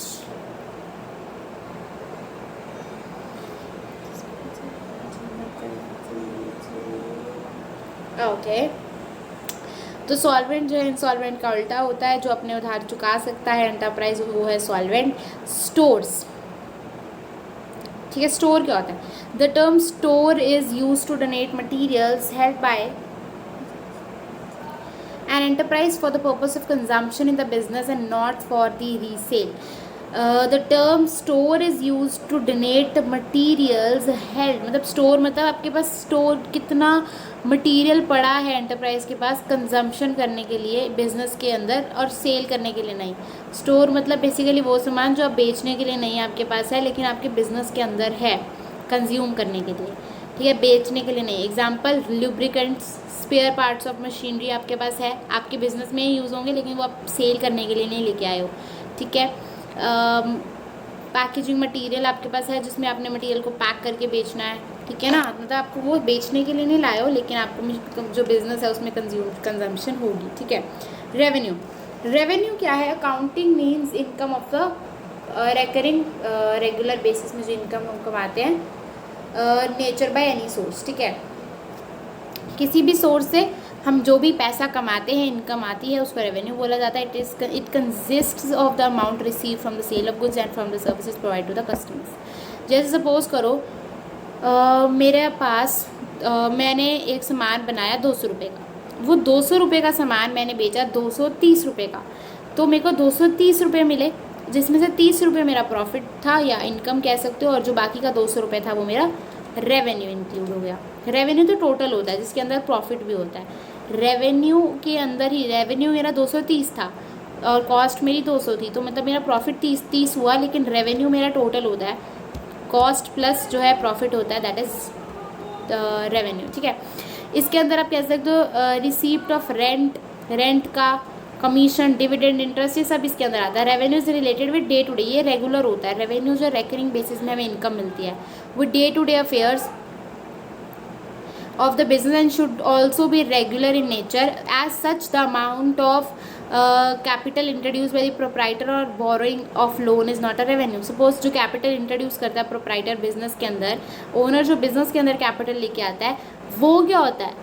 रेवेन्यू होता है. नहीं, वो बार बार थोड़ी ना लेके आता है, रेगुलर बेसिस पे थोड़ी ना लेके आता है, और ना ही हम लोन रेगुलर बेसिस पे लेते हैं, तो ये रेवेन्यू नेचर का नहीं है. चाहे इनकम है लेकिन रेगुलर भी होनी चाहिए. ठीक है. Revenue from operations, it is the revenue earned by an enterprise from its operating activities. ठीक है.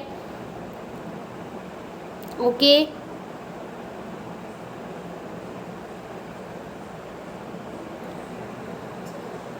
Okay sir, revenue from operations समझ में आया. It is the revenue earned by an enterprise from its operating activities in revenue. अब यहाँ पर जो revenue है, उस जैसे मैंने आपको पहले बताया कि मैंने 200 रुपये का सामान 230 का बेचा, तो सेल ऑफ गुड्स, जो भी आप गुड्स बनाते हो उसको जब आप बेच के रेवेन्यू कमाते हो, दैट इज़ योर, या आपकी जो सर्विसेज है उसको अगर आप बेच के रेवेन्यू कमाते हो, तो आपका रेवेन्यू फ्रॉम ऑपरेशंस हो जाएगा.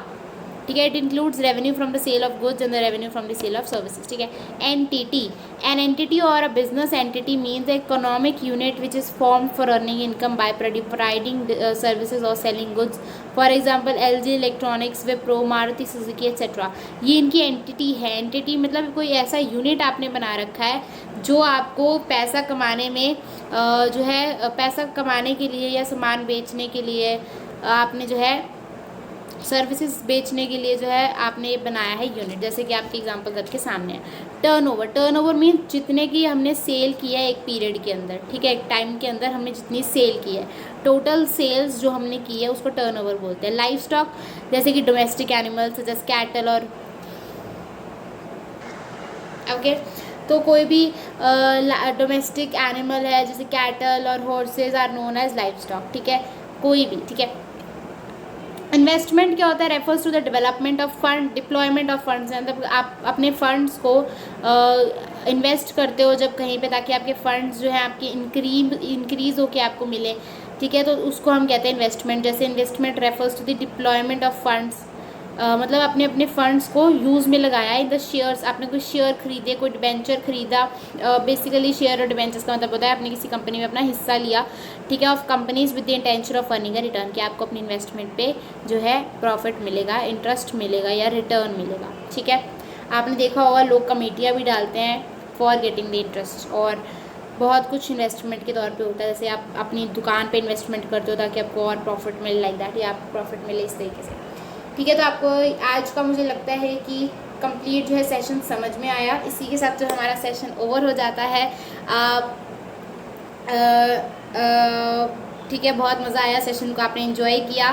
फुल फ्लेज्ड सेशन जो है यूट्यूब पे अवेलेबल रहेगा फॉर टाइम. और आपको क्या करना है, मेरे चैनल को सब्सक्राइब करना है. अगर आप वन शॉट वीडियोज़ और देखना चाहते हैं, रिवीजन बैचेस भी मैं जल्दी ही लेके आने वाली हूँ, तो don't worry. Again but not the least, last but not the least, that is the thing. मैं आपको हमेशा कहती हूँ कि मेरे हर वीडियो में आपको क्या मिलेगा, लास्ट में एक EVQ का आंसर देना होगा. EVQ क्या होता है? एंड वीडियो क्वेश्चन का आंसर आपको कमेंट में देना है. फर्स्ट 5 कमेंटर्स को मौका मिलेगा मेरी नेक्स्ट वीडियो में अपना नाम आगे लेके आने का. चलिए देखते हैं.